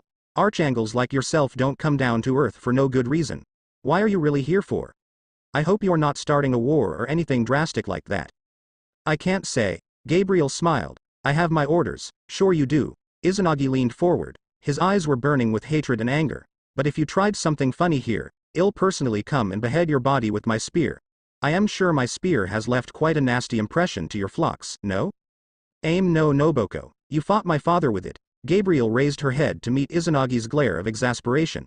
But, I would humbly request that you do not disclose my identity to Naruto-san. He is a human. He doesn't need to be involved with the affairs of the supernatural. Let our worlds be our worlds and let theirs be theirs. I don't want war any more than you would want to. Izanagi scoffed and blew out smoke rings at the blonde. Right. say the one whose family of war enthusiasts campaigned against all the other pantheons in heaven for the past 1,000 years. Your kind cast us out. The Olympians, the Shinto, almost all of us were exiled from our home because of you. You and your feathered kinds are the true menace in this world. Gabriel averted gaze. Father, your father is a swine. The Archangel's eyes were glowing with fury and she balled her fists. You better take that back. Ramen is ready.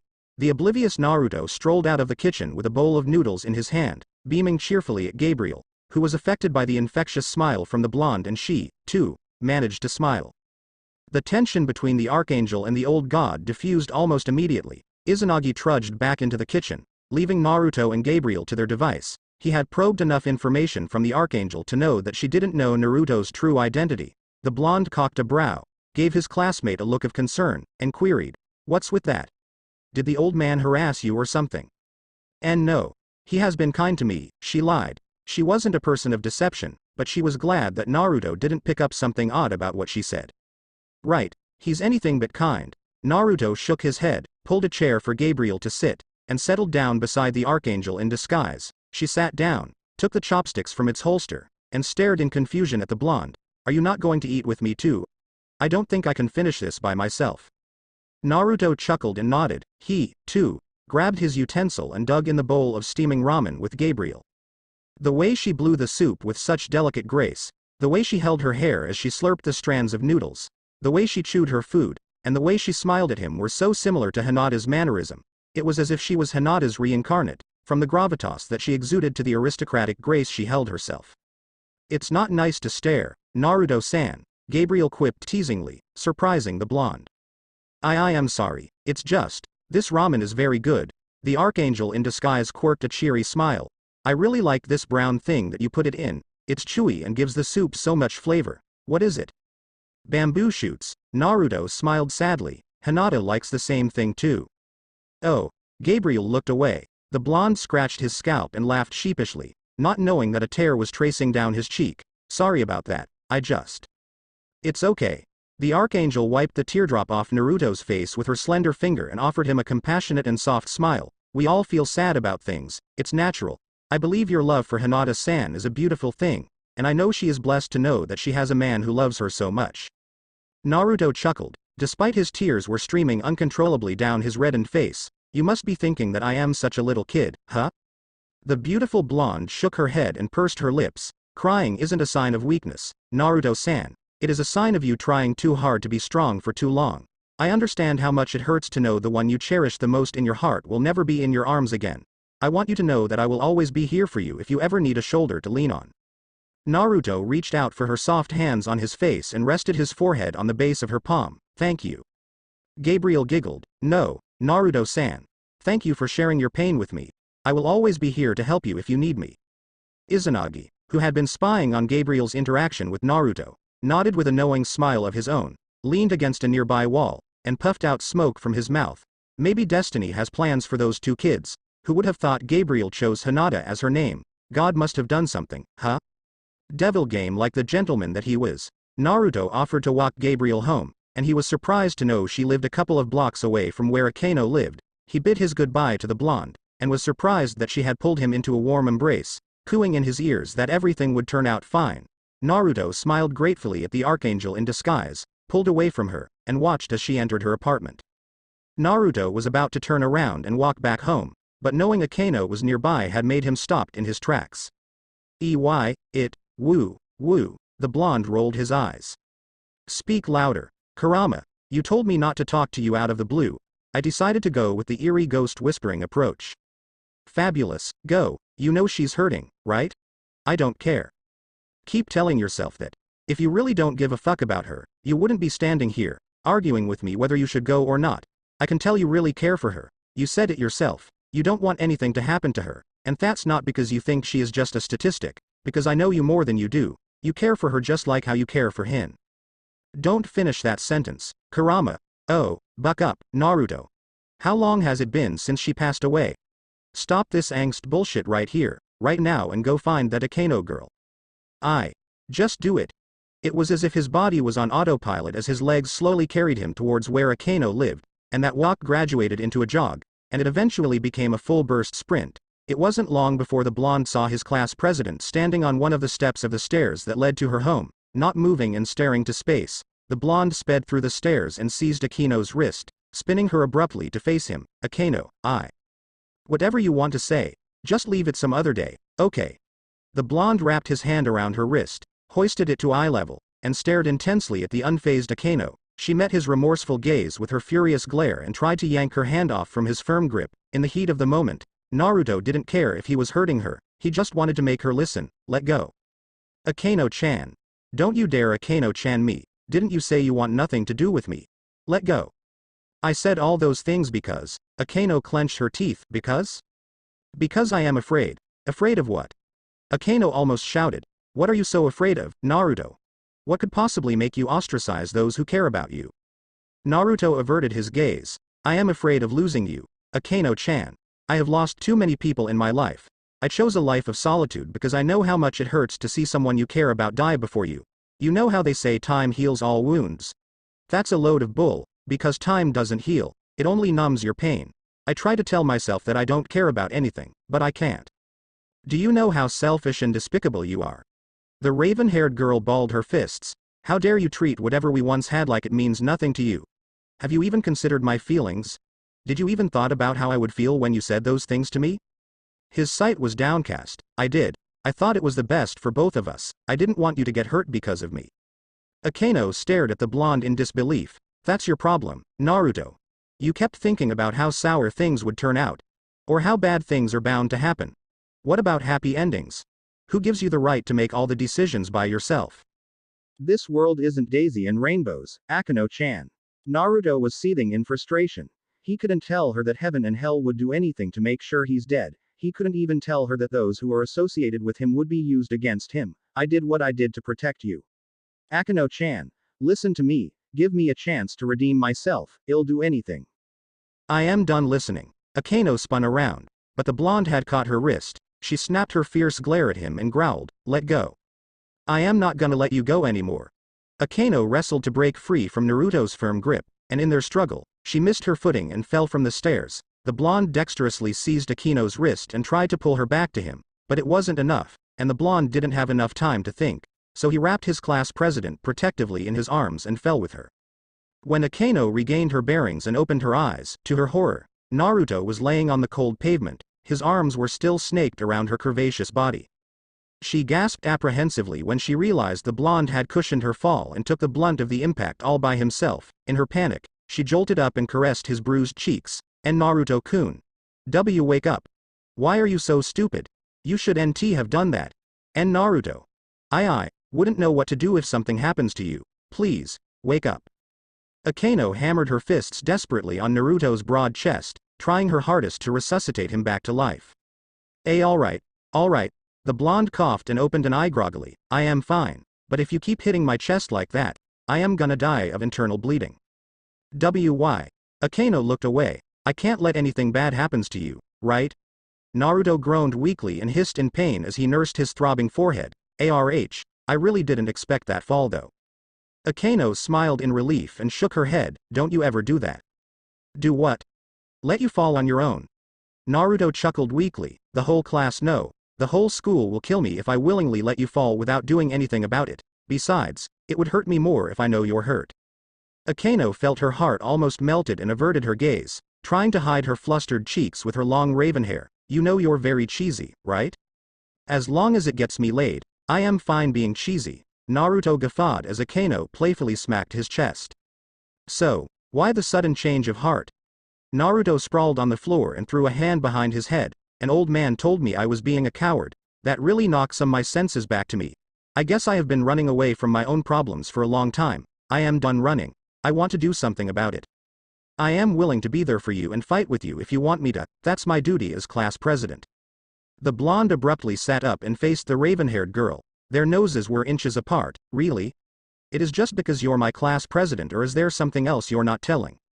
Akino instinctively glanced down at Naruto's lips and felt a sudden need to feel them with hers. She tried to maintain eye contact with his dauntless and penetrating gaze, but the heat in her cheeks were making her uncomfortable with it. Naruto chuckled, climbed to his feet, helping Akino along his way, and dusted her blouse. Thanks for forgiving me. Who said I've forgiven you? Hot. Naruto stared at Akano incredulously. We had a chummy moment. We should do something like a celebratory hug or something? No, you get none. Akano folded her arms, raised her head up high, and walked away, all the while she was trying desperately not to let him see her grin. Oi. I am not leaving without a hug or something. I'll work all night if that means getting a hug from you. You hear me? Oi. Devil game. When Naruto reached home, he did not expect to be greeted by Calawarner, who was dressed in nothing but an apron that only barely managed to cover her modesty, and Rainier, who chose to walk around his house in bikini. Naruto let out an exhausted sigh and deadpanned. Do I want to know why you, he shot a dry look at a sheepish Calawarner, are wearing this? We had a water gunfight. It was epic. Rainier quipped, but pouted. But our clothes were wet, so we have to resort wearing this. I actually want to ditch the bikini, but Kala said you wouldn't like it. Okay. Firstly, no water gunfight in this house. Secondly, Kala-chan is right. Try to dress like a human if you can. Calawarner cleared her throat. Naruto-sama, I prepared dinner, you want some? Naruto was about to reject it, because he had eaten with his new friend, but he wouldn't want to say no. It was nice having home-cooked meals prepped on the table when he got home. Usually, he would have gotten his dinner at Izanagi's Shin Ramen. Naruto smiled appreciatively and nodded at Calawarner, whose face lit up in happiness. Yeah, that would be nice. Saying Naruto didn't regret eating Calawarner's cooked food was the understatement of the century. She had braised the roast duck to perfection. Who would have thought blueberry could be used as sauce for the dish? Her steamed fish was showered with the gravy of wonder, and the spicy tender lamb shank drizzled with red wine was something to behold. She even made noodles from sweet bean curd skin. Did you cook all these by yourself? Calawarner nodded and smiled. Do you want to try? Yeah. I would love to. Naruto grabbed his chopstick and tried the duck skin. When the meat entered his mouth, he was astonished and flabbergasted by the mixture of taste. It was as if his mouth was enjoying an orgasm or some sort. What in the world is this? This. Calawarner widened her eyes in terror. Is it not up to your liking, Naruto-sama? It can't be. It should. This is wonderful. It probably can give my ramen a run for its money. Wait. Why are you girls waiting for? Try it. Rainier and Calawarner, who were standing in formation beside the blonde, were astounded. You want us to dine with you? Naruto blinked. Yeah. Rainier shook her head and fidgeted with her fingers. We're your servants, Naruto-sama. We don't have the right. I did not make you my servants. You wanted to do it, but that doesn't mean I would treat you as such. Now sit down and eat. Naruto chuckled as the two fallen angels scurried to their seats, picked up their utensils, bowed politely at him, and ate the food. Naruto smiled. It has been a while since he ate dinner at home. He wouldn't mind getting used to it. Devil game. Naruto twisted the brass knob, pulled his bedroom door open, and sniffed the air. He was immediately on his guard when he sensed an unfamiliar presence lurking in his room. He had already laced his chamber with 5 layers of seals, ensuring it was soundproof, bombproof, and invader-proof. Whoever managed to intrude into the seal clearly knew how to manipulate senjutsu in order for him or her to bypass the security of his seals. The blonde closed the door behind him and spotted an anomaly on his bed. There was a human-sized lump underneath his blanket, and judging by the shape, it was clearly a female. The blonde pinched his nose, placed his hands on his hip, and felt his eyelid twitched as the lump was shifting and giggling underneath the blanket. He stormed towards his bed and peeled the blanket off, revealing a cat girl in kimono trying her hardest to blink cutely at him. Whatever you are, get out of my bed. Nya? Naruto rolled his eyes and tried to pull the cat girl off his bed, but she was surprising strong. The blonde narrowed his eyes and discerned something that he would never expect to exist flowing in the cat girl's voluptuous body. Chakra. Who are you? The blonde glowered at the cat girl, who was unfazed of his fierce glare. Me Nya. I am Kuroka, Nya. Talk normal. Kuroka tilted her head, scratched her temple with her fingernail, and blinked. Why Nya? What's wrong with my talking, Nya? Care to explain to me why are you able to use chakra? Your kind should not be able to harness it. Naruto clicked his tongue. No. Nobody in this world is able to draw out the power of chakra. Why are you able to do it? Kuroka narrowed her eyes and licked her lips in a sensual manner. No wonder she wanted you dead, Nya. Reacting to impulse, Naruto sidestepped a kick from Kuroka, who immediately chained her assault to a sudden pounce. The blonde fluidly seized his assailant's shoulders and hurled her to the ceiling, but to his annoyance, she had lunged at him again. In a flash, Naruto had vanished into a golden brilliance and reappeared above a startled Kuroka. The blonde slammed a chakra-enhanced knee down his assailant's spine, earning him a satisfactory scream as she was pummeled to the ground. He didn't hesitate to pin her down on the floor with her hands behind her back, effectively restraining her with his Herculean might. Without giving her a chance to retaliate, Naruto ripped the back of her kimono, revealing her lustrous skin to him, much to her consternation. Kuroka had assumed the worst. She couldn't believe how easily it was for her to be subdued, and now she was in the mercy of her enemy. Naruto spread open his palm and channeled chakra into his hand, igniting cold fire on his fingertips. He slammed his palm on her back and the effect was instantaneous. A sophisticated seal was imprinted on her body, disabling her innate ability to draw chakra. It was at this moment an entity in an expensive black suit had waltzed in Naruto's window with a dramatic flying kick. Landed on his knees before the irritated blonde as if he was paying respect to a king, and declared aloud, "My lord, I have humbly returned from the mission you have assigned me. I came back on a haste because I received news that Ophis has dispatched one of her soldiers to have you executed. Allow me, Krom Kruok, the dark dragon of the crescent moon, the Black Dragon King, the lieutenant of the great and almighty Trihexa, to protect you." Naruto resisted his urge to smack his forehead and groaned, "For the love of all ramen, would you stop that shit? Stand your ass up, Krom, I am not your lord anymore." "Yes, my king." Krom Kruok stood up and noticed his lord sitting atop a catgirl. Suddenly, realization dawned on the black dragon and he pointed a shaky finger at Kuroka. "There she is. She's the assassin, my king." "You're very slow, aren't ya?" Naruto sighed, "and stop calling me king." "Yes boss. Forgive me for my tardiness, I should have come sooner, but I was so distracted with the newly launched apple and carrot flavored Kit Kat. Do you know the new Kit Kat gives your palate a taste of apple and carrot at the same time? I mean, it will never be as awesome as your holiness ramen, but it is awesome nonetheless. Care to try some?" "No, and if you're unaware, we have a problem here." Naruto jerked his chin at the squirming catgirl that he was sitting on. "Yes, of course, how could I forget?" Krom Kruok pointed a finger at his face, stared at it intently, and mumbled to himself, "You are doing great, Krom-chan, I love you." Naruto rolled his eyes and glanced down at Kuroka, who had conceded to her fate. "So, Ophis sent you to kill me?" Kuroka chewed her lower lip and turned her face around, denying her assailant a chance to see her teary eyes. She knew what kind of mess she had ended herself with.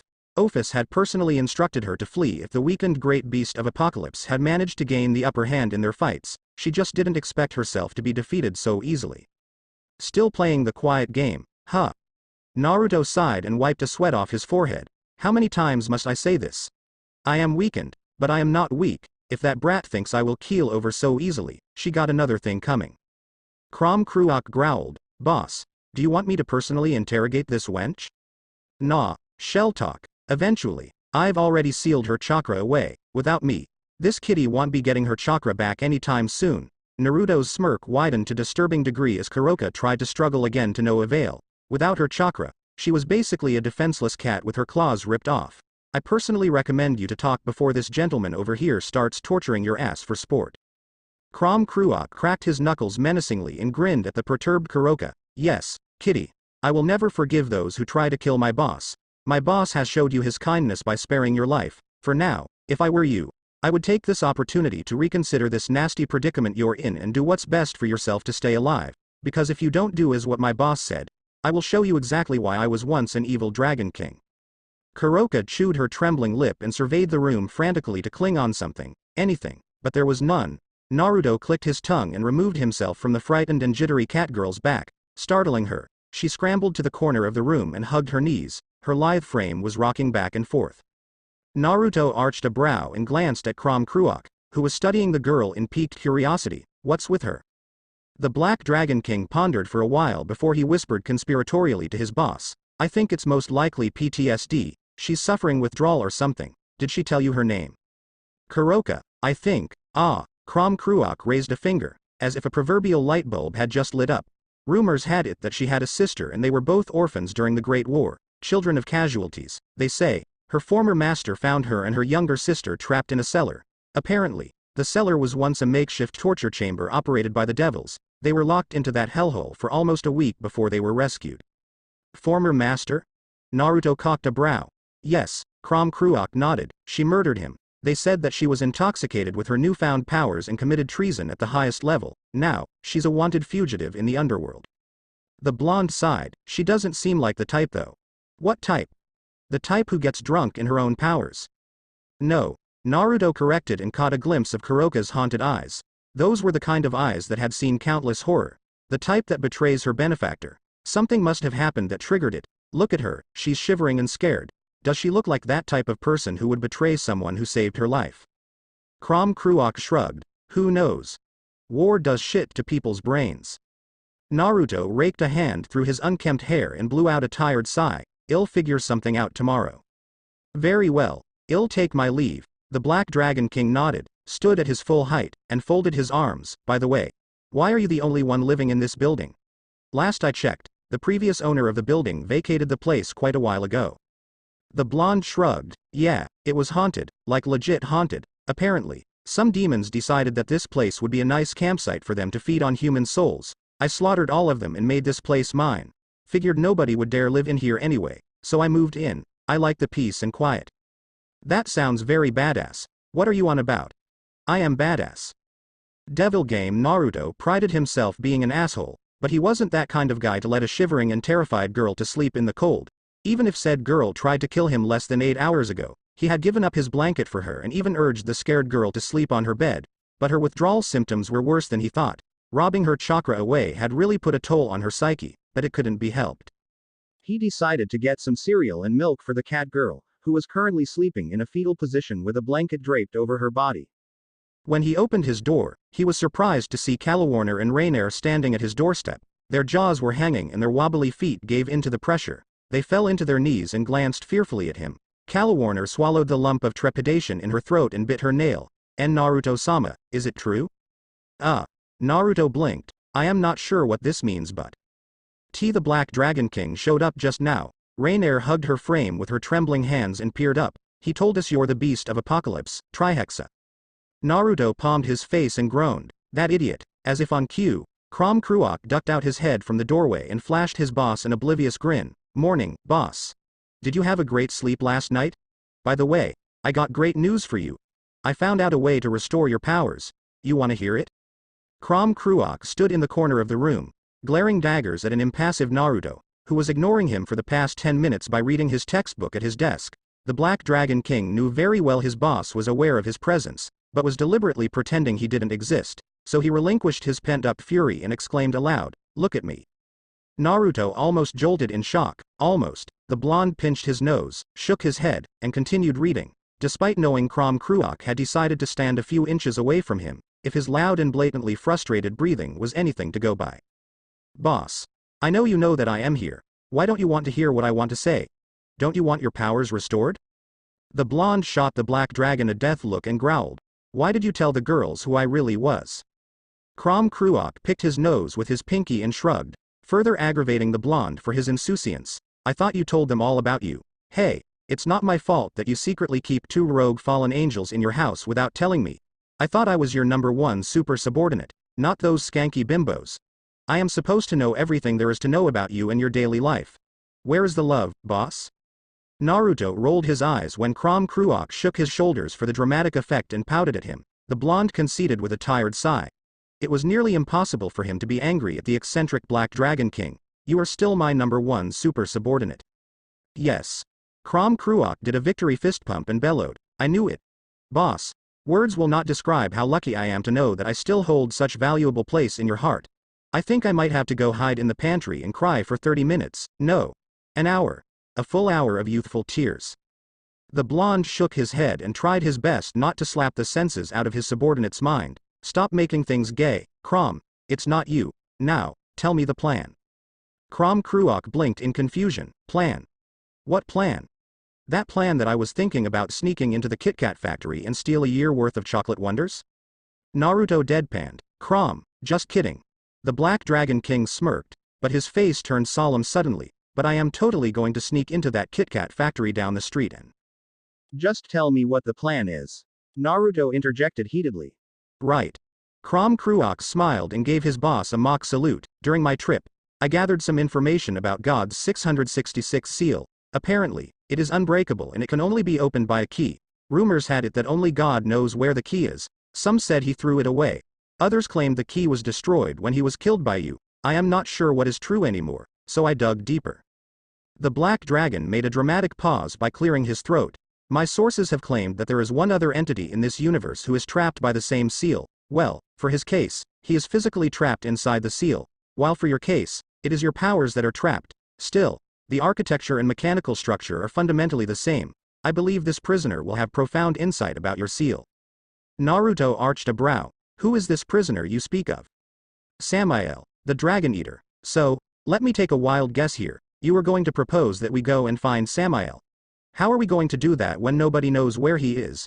If anything, he could be dead or worse. Naruto slumped into his seat and shook his head dejectedly. This is impossible. Fret not, boss, he is alive and I know where exactly he is. Crom Cruok smirked triumphantly. Naruto eyed his subordinate dubiously and folded his arms. So, pray tell, where is the Dragon Eater? It was at that moment their conversation was disrupted when Rainier opened the door and she meekly took a step into the dimly lighted room. Naruto-sama? Crom Cruok gritted his teeth. We're having a moment here, you monster. Have some decency. Naruto noticed that Rainier had been very jumpy when he was around. The disclosure of his identity had frightened the fallen angel quite a bit and she had unfortunately unable to digest the information for the past 2 hours. The blonde really needed to calm her down later. For now, he had pressing things to discuss with the Black Dragon King. He turned his attention to the fallen angel and smiled. What is it? Do you want lunch? Kala and I made cottage pie and mango puddings and we are just wondering if you want some. The blonde nodded. Yeah, sure. I'll come over just a sec. I was about to finish discussing something important with Crom. Rainier bowed politely at Naruto and hastily scurried out of his room, much to his displeasure. She probably thinks I am huge. Crom Cruok flexed his biceps and kissed his bulging muscle. Check these guns out. I am a beast. Naruto rolled his eyes. Last I checked, I am the beast, not you, and for the record, you probably scare her more than you know. Now you were saying? Oh, yes, he is in hell right now. God has carved out a little section of hell to house the great Dragon Eater. The blonde deflated. So we have to go to hell? For real? Yep. Pretty literal, actually. Don't worry. I know the routes. Crom Cruok beamed at the blonde and placed his fist on his chest. Trust me. I know how to sneak into hell without being detected. My best record for exploring hell without getting caught was 7 days, 15 hours, 40 minutes, and 24 seconds. I disguised myself as a moose with a red ribbon tied around my head. All the demons thought I was a freak, so they ignored me for the most part. Naruto didn't even bother asking what Crom Cruok was doing in hell. The Black Dragon King was once notorious for being the strongest amongst the evil dragons, surpassing the likes of Azidahaka and Apophis in terms of raw strength and power, so the blonde had never felt the need to be concerned about his subordinates' well-being. How do you propose we go about it? Hell, contrary to popular belief, has a back door. I know where it is. Then it's settled. Well, go to hell and meet Samael after lunch. Naruto stood up from his seat and strolled to the door, but was puzzled when Crom Cruok slid open his window. Where are you going? The Black Dragon King blinked quizzically. You said lunch. I was thinking of going outside too.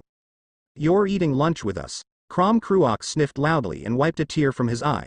My respect for you is like a burning turkey, boss. You were willing to lower your standard just so you could eat your meals with me. I am going to burn this place to the ground just so I could feel manly again. Naruto stared at Crom Cruok with exhausted eyes. I don't get the turkey phrase. Should I be glad? Of course. Have you seen a burning turkey before? A live burning turkey? I did, because I set one on fire before. They flutter their wings like this. The Black Dragon King made small flapping gestures with his hands and beamed. When they're on fire, they're very wild like that, just like my passion and loyalty for you. Naruto pinched the bridge of his nose and shook his head. I believe most living things become fluttery and wild when you set them on fire. Not as much as a turkey. I would know because I set many things on fire before. How many turkeys have you murdered for your sick and twisted pleasure? Plenty. Crom Cruok answered matter-of-factly, and I did it not for my pleasure, I did it because I could. Naruto palmed his face, spun around, opened the door, and strolled out. Remind me never to elect you as president if you ever wish to become one, and Crom? Yes, boss. The blonde turned to his subordinate and a shrewd grin curled at his lips. Keep me in the loop about your KitKat operation, I want in. Crom Cruok's grin widened to impossible degree. You are a man after my own heart, boss. Devil Game lunch was unnerving for Calawarner and Rainier, but they were faring better than Kuroka, who almost had a nervous breakdown when she spotted Naruto staring at her. The fallen angels felt sorry for the skittish cat girl, despite knowing she was the assassin sent by the Infinity Dragon to murder their savior. Unlike what rumors had speculated and scandalized about Kuroka, at her current state, she was probably more harmless than a mouse. Calawarner bit her nail and glanced down at her bowl of steaming soup. She couldn't believe it. But it all made sense. Crom Cruach, the legendary king of the evil dragons, was submitting his will to someone of a greater power. That was the nature of life. The weaker one would be subservient to the strong. In this case, Naruto was Trihexa, and thus it made him universally the strongest amongst the strong. It was also the reason why Kokebiel never stood a chance. She just couldn't comprehend the fact that she had been living with him for almost a week now and he had not once flaunted his accolades at anybody. The blonde was modest and kind. Unlike how the world had portrayed him, Calawarner was bewildered, because it made sense and it didn't at the same time. Naruto harumphed, catching the attention of every occupant in the dining hall. I would like to formally declare that I was Trihexa, the beast of apocalypse. I am not proud of who I was, and I know this might be too much for you to take in, but I bear you no ill will. You are welcome to stay and you are welcome to leave. The choices are yours. Rainier swallowed hard and clenched her fists. Why did you kill our father? He tried to kill me too. I couldn't just stand there and let him smite me because he felt like it, right? Naruto sighed and shot Crom Cruach a cold glare. He wanted to avoid having this conversation with the girls. No thanks to his subordinate's ignorance. Much to his chagrin, Crom Cruach mistook his glare as a stare of acknowledgement and gave him a thumb up. The blonde shook his head and nursed his temples. Any more questions? Why yes, Calawarner blinked. What are you going to do to her? I mean, isn't she an assassin? Everybody stared at Kuroka, who was overwhelmed by the sudden attention and winced. I am not going to do anything to her. I would need you two to help me take care of her for now. Rainier tilted her head in confusion, but she tried to kill you. Crom Cruach and Naruto shared a look, before they broke into a light-hearted guffaw, further confusing the fallen angel. The Black Dragon King ceased his laughter and grinned at Rainier. She is nowhere near the level to kill Boss. Besides, now that Boss has taken away her powers, she is like a feeble human. Naruto, who happened to be sitting beside the terrified Kuroka, reached his hand slowly to her, who flinched and hid her face in her hands. She was surprised when the blonde was ruffling her disheveled hair with an affectionate smile. She subconsciously leaned forward and purred. See? I told you, she's harmless, but I believe she has reverted back to what she was before, so I would need the two of you to help me take care of her. Will that be too much to ask? And no. Calawarner yelped. Rainier and I will look after her, for you, Naruto-sama. The blue-haired fallen angel felt her cheeks heated up when the blonde smiled at her. Thanks, Kala-chan. Ray-chan, what about you? Rainier regained her composure and let out a weak chuckle. Don't worry, Naruto-sama, we won't be the evil stepmother to her, that's for sure. Good to know. Crom Cruach pouted. Nobody cares that I am the Black Dragon King? Anyone? Ah, yes, Naruto chuckled. I almost forgot to introduce you girls to Crom. This is Crom Cruach. He was formerly an evil dragon. He now works for me. The Black Dragon King stood up abruptly, startling Kuroka, who scrambled to Naruto and cowered behind him. The blonde pinched his nose as his subordinate flexed his muscles like he was muscle modeling. I am the great and charming Black Dragon that was revered as the Dark Dragon of the Crescent Moon. People trembled in fear when they heard my name. I am fire. I am death. Naruto deadpanned. You took the last line from Smaug. Hey. I do whatever I want. I didn't know you read The Hobbit. Naruto sighed. Anyway, let's get started before the food turns cold. Crom Cruach jolted up from his seat, turned to the fallen angels abruptly, bowed almost at a 45-degree angle, and exclaimed, Please take good care of Boss. He may be a self-centered and know-it-all prick, but he means good. You won't regret serving him. The blonde narrowed his eyes. I am still here, you know. Calawarner and Rainier nervously reciprocated the gesture with a bow of their own. We will. Naruto shook his head and turned his attention to Kuroka, who was still shaking behind him. He softened his gaze and caressed her flushed cheeks, pulling her into his embrace as he cooed gently into her ears. No one is going to hurt you, Kuroka. That I promise you. But I need you to listen to Kala-chan and Ray-chan when I am not around. Okay. Can you do that for me? The black-haired cat girl diverted her nervous gaze to the fallen angels before she nodded at the blonde. He smiled affectionately at the cat girl and kissed her forehead, causing her cheeks to blush 5 shades of crimson. That's a good girl. Now go back to your seat and have your meal. Kuroka nodded with a bright smile and rushed to her seat. Unbeknownst to Naruto, Crom Cruach was smiling deviously. I understand what you mean, boss. So you want a harem, huh? Very well. I, your humble servant, shall make that happen for you. My loyalty to you is like the glorious sun, always burning and shining its light upon the dark lands. Yes. Yes. I shall be Sam and you will be Frodo. I will bring you to Mount Doom even if it kills me. Devil Game lunch was eventful for Naruto. He was starting to like having his meals with familiar people around him. He used to eat by himself, but the sudden change wasn't bad at all. He wouldn't mind getting used to it. After lunch, Crom Cruok had ushered him to get back into the bedroom, because the Black Dragon King had to work on a teleportation spell that would lead them directly to hell. You sure you know what you're doing? Of course I do. I have already marked the gate to Samael's portal. All we need to do is to establish a link between your room and the mark at the gate. That way, we don't even need to cross the river of Styx to get into hell. Crom Cruok beamed as he placed a finger on the floor. That sounds awfully familiar. The Black Dragon King shrugged. Yeah. I took that idea from one of your teleportation techniques. It's the perfect scouting skills, I tell ya.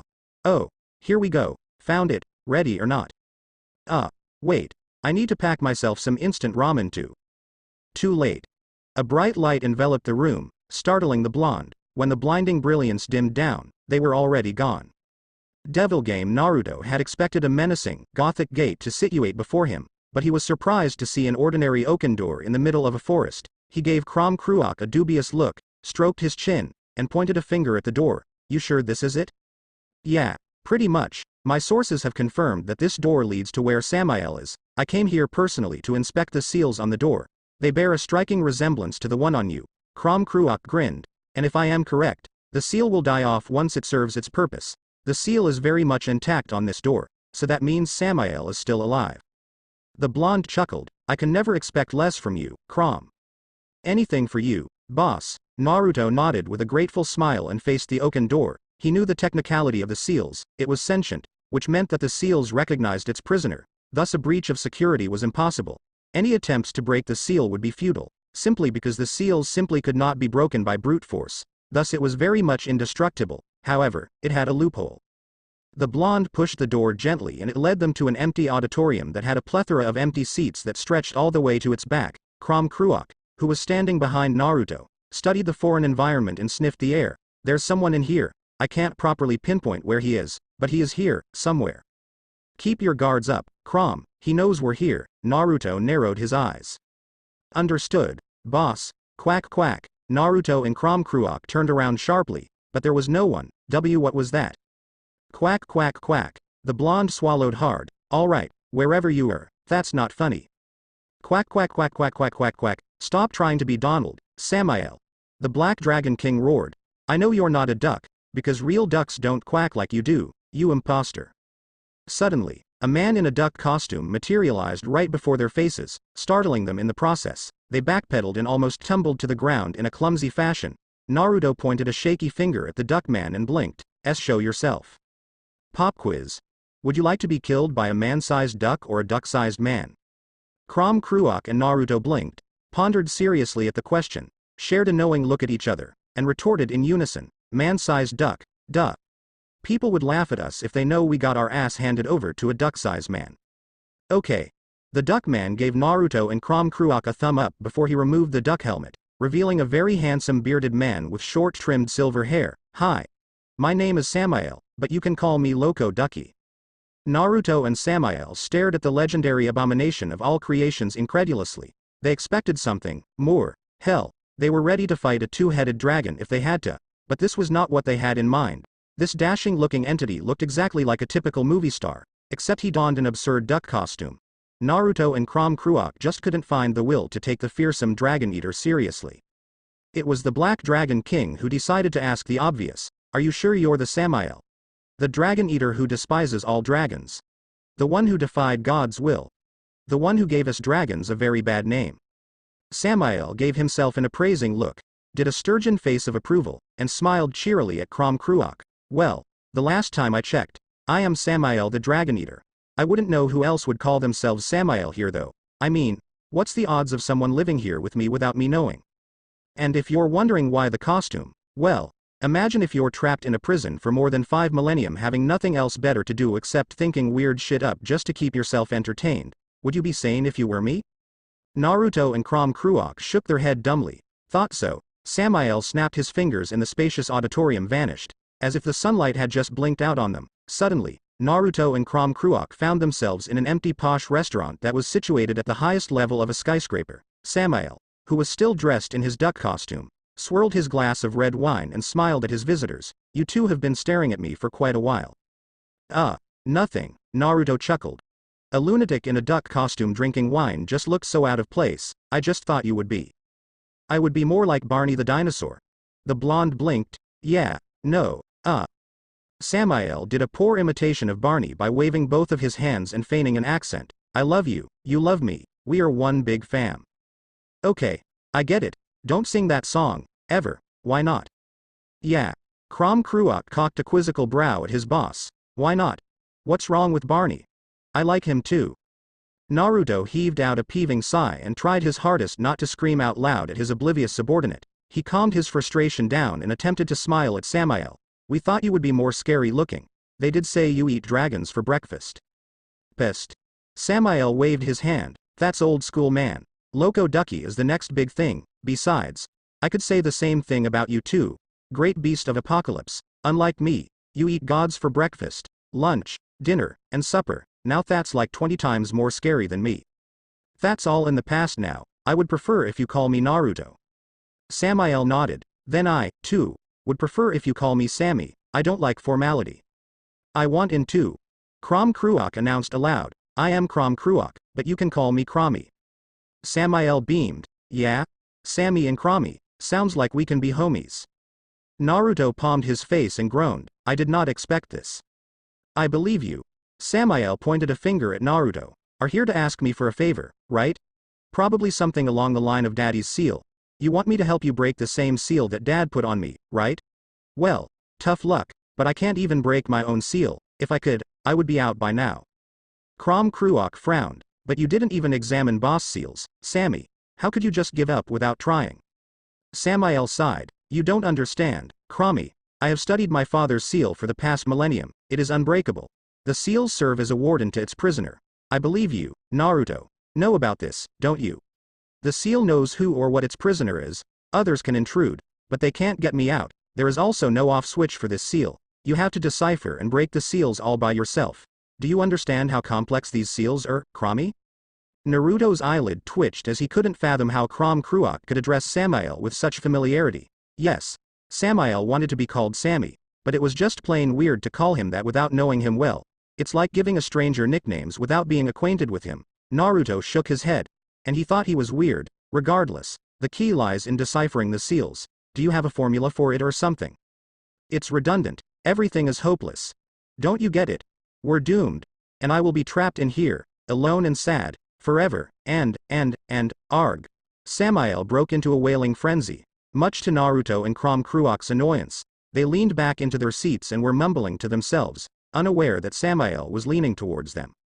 Quack quack motherfucker. Samael hollered right to Naruto and Crom Cruok's face, eliciting their shock. Ha. Got ya. Didn't I? The crazy fallen angel snickered. 60% of the time that trick works all the time. For Naruto, he was irritated beyond cognizant. For Crom Cruok, he was delighted. Whoa. You got me there real good. I almost thought you were really crying. Really? Samael chuckled, took a sip from his wine, and sighed in content. I also thought the same. I am glad I was able to give you guys some good old jump scare. Yeah, it almost gave me a heart attack. Good work, Sammy. Crom Cruok blinked as an epiphany struck him. But if you really did give me a heart attack, then you might go and marry my wife, which I haven't gotten one yet. It makes me sad. But if my future wife is meant to be with somebody, I want her to be with you. Samael smiled. That's nice, Crommy, you were a true broth. Yeah, but I didn't really die though. See, I pretended to die so I could come back and spy on you.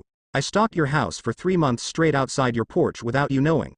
I wanted to beat your ass so much, but I know you made my future wife happy, so I walked away. I have too. Crom Cruok took in a deep breath as he started to believe in his story. I stopped spying on you and went traveling around the world to seek for some spiritual comfort. Naruto blinked. Crom, I don't think. You were out living with my wife while I was exploring this cruel world all by myself. I thought we were brothers, Sammy.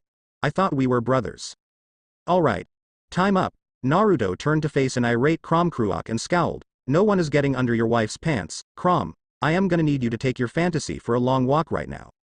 The blonde twisted his attention to Samael and pointed a finger at him. And you. I am not sure how you got access to movies like Anchorman, but I am going to follow my hunch and say there is more to this than you let on. Let me take a wild guess here. God didn't lock you up here, did he? you were tasked to come in here by yourself. You are one smart fella, Naruto, too perspicacious for your own good, if I may. Samael sighed and raised both of his hands. You caught me, that's right. I fell because I was told to do so. Dad wants me to give humanity choices. He doesn't want to take away their freedom to make decisions, so he tasked me, his most devoted son, to seduce the first humans. Naruto however noticed something odd about Samael. He emanated and exhibited tremendous powers that he didn't even bother to hold back, yet he harbored no ill intent, and most of all, he resembled that of a higher angel. If Naruto was any lesser, he would be physically crushed by Samael's mere presence. Naruto crossed his legs and rested his cheek on the base of his fist. So you were once an archangel?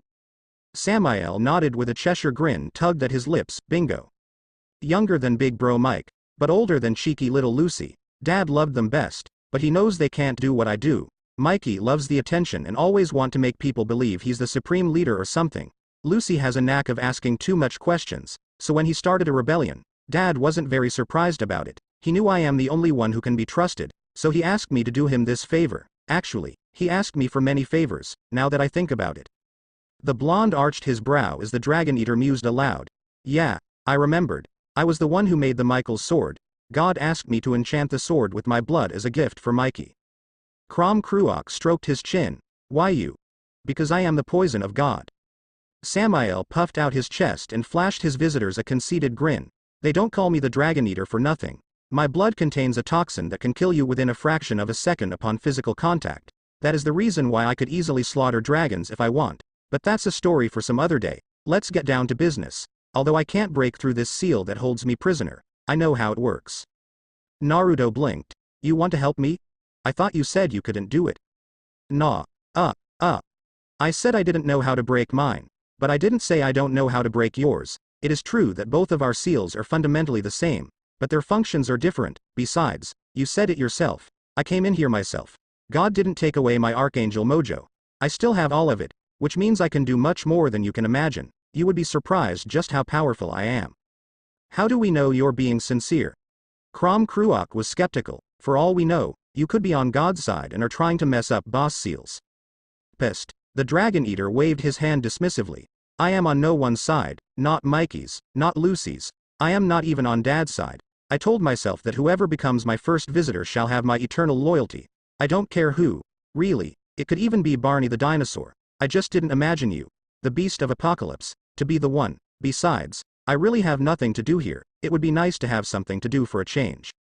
Naruto nodded with a smile. I understand. The blonde removed his shirt, pumped chakra into his fingertips, and slammed it on his stomach. Instantly, his body was covered with arrays of seals that let out a faint glow. Samael squinted as he examined the seals decorated on Naruto's body and scratched his chin contemplatively. From what I can deduce, Dad only managed to take away half of your powers. The seals implanted into you is pretty much a watered-down version of mine. Therefore, he didn't take away everything. Half?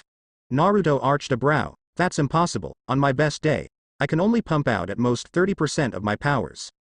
Yeah, that made senses. I won't stress you with the details, but I know how to help you get back the leftover 20%. In the meanwhile, I would figure a way to help you break your seals. Yours would be heaps easier to break compared to mine. But no promises though. Samael folded his hands. The blonde removed his hand from his abdomen and cocked a brow. So what's the solution? You would need someone to beat the shit out of your face.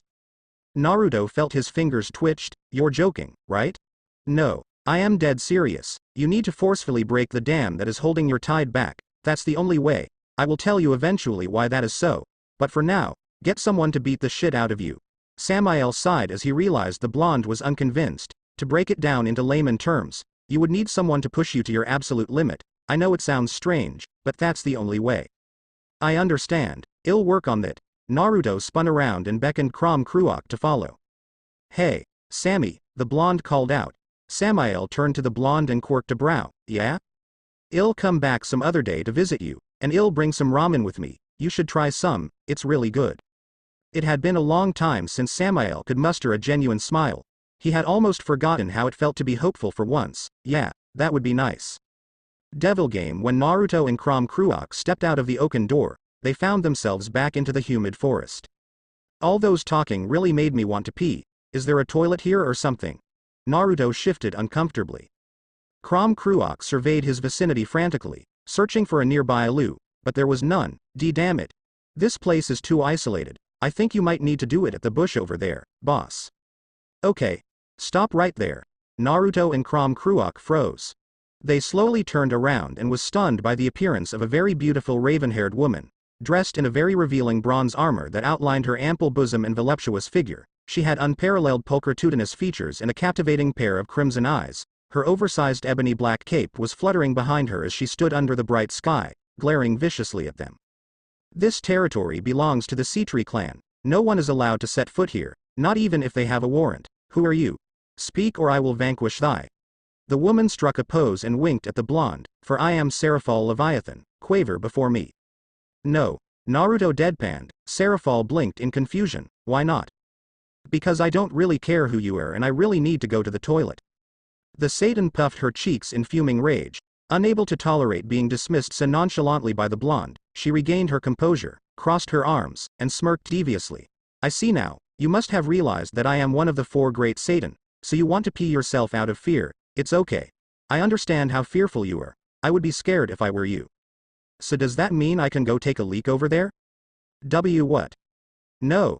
Seraphol bolted towards Naruto and came to a halt right before him. She placed her hands on her hip and gave the blonde an appraising look, albeit in scrutiny. I am not going to let you do as you pleased. You will pee only with my permission. Crom Cruok scowled and approached Seraphol with an outstretched hand. Hey, I don't care who, arg. The Satan didn't even acknowledge the Black Dragon King when she delivered a punch across his jaw with monstrous might, sending him flying a few miles across the widespread field and crashing into an enormous rock. Seraphol dusted her hands and addressed the unnerved blonde with triumphant gaze. Now that he's gone, it's just you and me. Tell me who you are or I'll behead you, evildoer. Naruto gritted his teeth. To think that I would encounter one of the 4 great Satan. What are the odds anyway? Damn it. I can't let her know who I am or shit would get real. That means I cannot let her witness what I am capable of before she puts 2 and 2 together and figures out I am still alive. Maybe I can try and convince her to let me go pee. I'll use that as distraction to get Crom and me out of here. Sounds like a plan. Seraphol leaned forward and arched a brow. What are you thinking for so long? Why are you not telling me who you are? Why are you trespassing Seatree's territory? Answer me, scum. Can I answer all your questions after I pee? I really need to pee. No. You can't. Seraphol tapped her cheek, before an impish grin played about her lips. Well, I would permit you to pee if you choose to do it here. Naruto covered his chest and shot Seraphol an accusing look. What? Are you a pervert or something? The Satan blushed and shook her head fervently. No, I am not a pervert. I don't know what you would do if I let you go pee by yourself. You might make a break for it when I am not looking. You're my prey and that means you only do things when I tell you to do. No prey of mine is going to escape from me, got it? Naruto chewed his lips. This was not going well for him. His bladder was about to burst and Seraphol was being unreasonably stubborn. Fine. If this is how she wants to play. Naruto did the unthinkable and abruptly took off his pants, shocking Seraphol. She waved her hand in frantic fright, trying to cover her eyes with her fingers, but failed miserably. The blonde stifled his victorious grin behind a schooled expression as Seraphol was suffering a panic frenzy. What are you doing? I pee like that. Naruto cocked his brow. What? Guys pee like this, don't you know? Taking a leak without your pants on is the best feeling ever. Idiot. Why you think you can lie to me like that? Don't think you are better than me just because you just whipped out your disgusting junk out. The blonde smirked. I knew it. She is too pure and innocent to know these stuff. I just have to keep her distracted long enough for me to. In the midst of her confusion, Seraphol shut her eyes and reached out for Naruto in an attempt to strike him, but she tripped in her footing and tumbled forward. The blonde instinctively caught her elbows, but she had slipped from his grasp and hastily grabbed something to stop her fall. Seraphol didn't know she had accidentally tugged on Naruto's boxers and fell on her buttocks, not knowing that she had inadvertently pulled down his undergarment. Naruto couldn't suppress his urge any longer. It was the greatest feeling ever, to relive himself and let it all pour out. It was as if his ravenous ocean had pierced through the once impenetrable dam and found freedom for itself. When Naruto regained his senses and glanced down, he was horrified to see Seraphol sitting right before him and staring blankly off into space. Her curvaceous body was drenched in his urine. Seraphol despised perverted men, partly because she accidentally saw her father's porn stash. She didn't know what they were and watched it, much to her horror, and the video had scarred her for life. She recalled how the despicable men would surround the hapless woman and slapped her face with their contemptible and dirty junks, right before spraying stuff at her. The Leviathan stared at her trembling hands and mumbled to herself, I am dirtied, I am done, it's over, it's all over, I am impure, nobody will want a dirtied woman like me, it's over.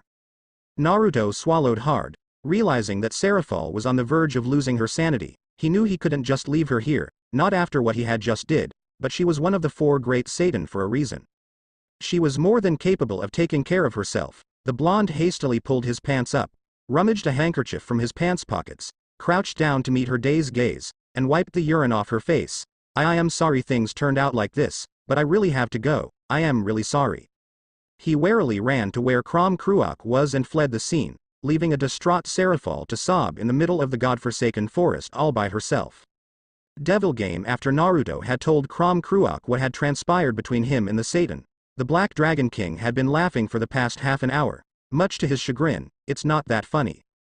It is.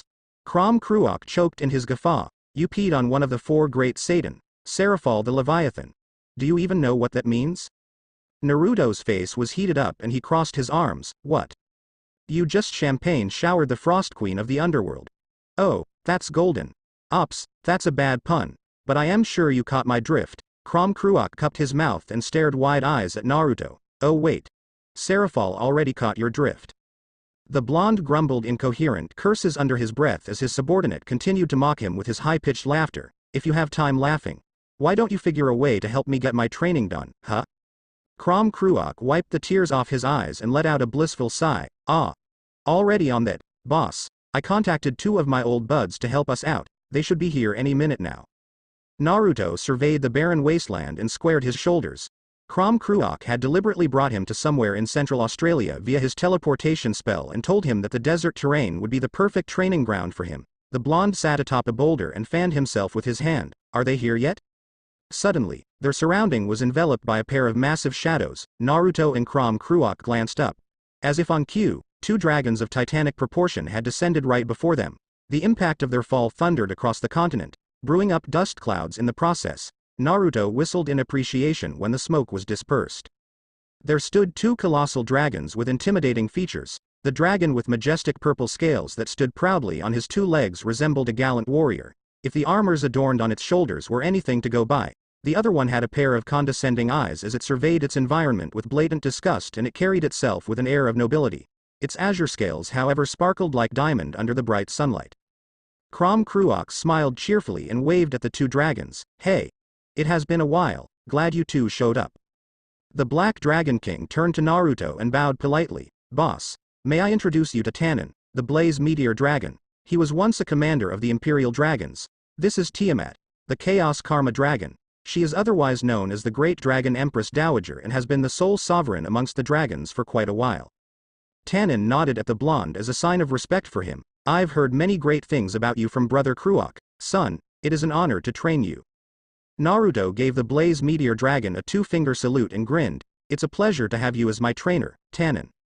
You look too puny to be a scary monster. I hope you lived up to your once fearsome reputation, Beast of Apocalypse. Tiamat lowered her snout to inspect the blonde with haughty eyes and licked her claw suggestively. If it wasn't because I am obligated to return the favor to Crom-chan, I would have eaten you alive, peasant. Crom Cruach chuckled as he jabbed with his thumb at Tiamat. Ha! Did you hear that? She just called you a peasant, boss. Classic Tiamat. Don't mind her though, she acts all big and mighty because she is the strongest amongst the 5 dragon kings. It's her job to have a stick up her ass. She is the reason why I have a bucket list. Wanna hear it? Crom. Can we focus on the problem here? The Black Dragon King quickly put up a serious face and clapped his hands. His voice became raspy. Alright. Here's the deal. Guys.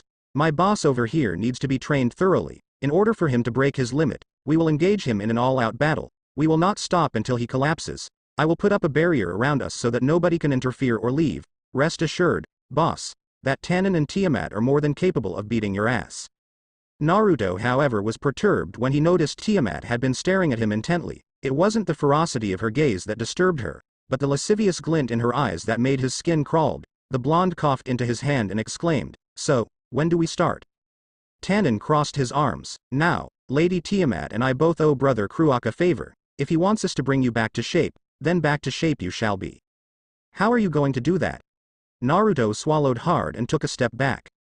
The Dragon Empress licked her snout. A lewd grin found its way on her mouth. We are going to destroy your delicious ass over and over again. And if you die, I will retrieve your soul from the depths of hell and do it all over again. Don't worry though, Hades and hell both owe me quite a lot of favors, so I got that covered. What the fuck does she mean by that? I didn't sign up for this crap just so I could get my ass killed. Crom Cruok grasped Naruto's shoulder firmly and nodded at him. Boss, as long as you survive this shit for 3 days and 3 nights, I guarantee you something will happen. I don't like the fact that you said, something will happen, and not your powers will return, should I be concerned. The Black Dragon King gave his boss a thumb up and flashed him a bright smile. Not at all, boss, let the Tortu. Crom Cruok coughed abruptly, let the training begin. Thanks for watching.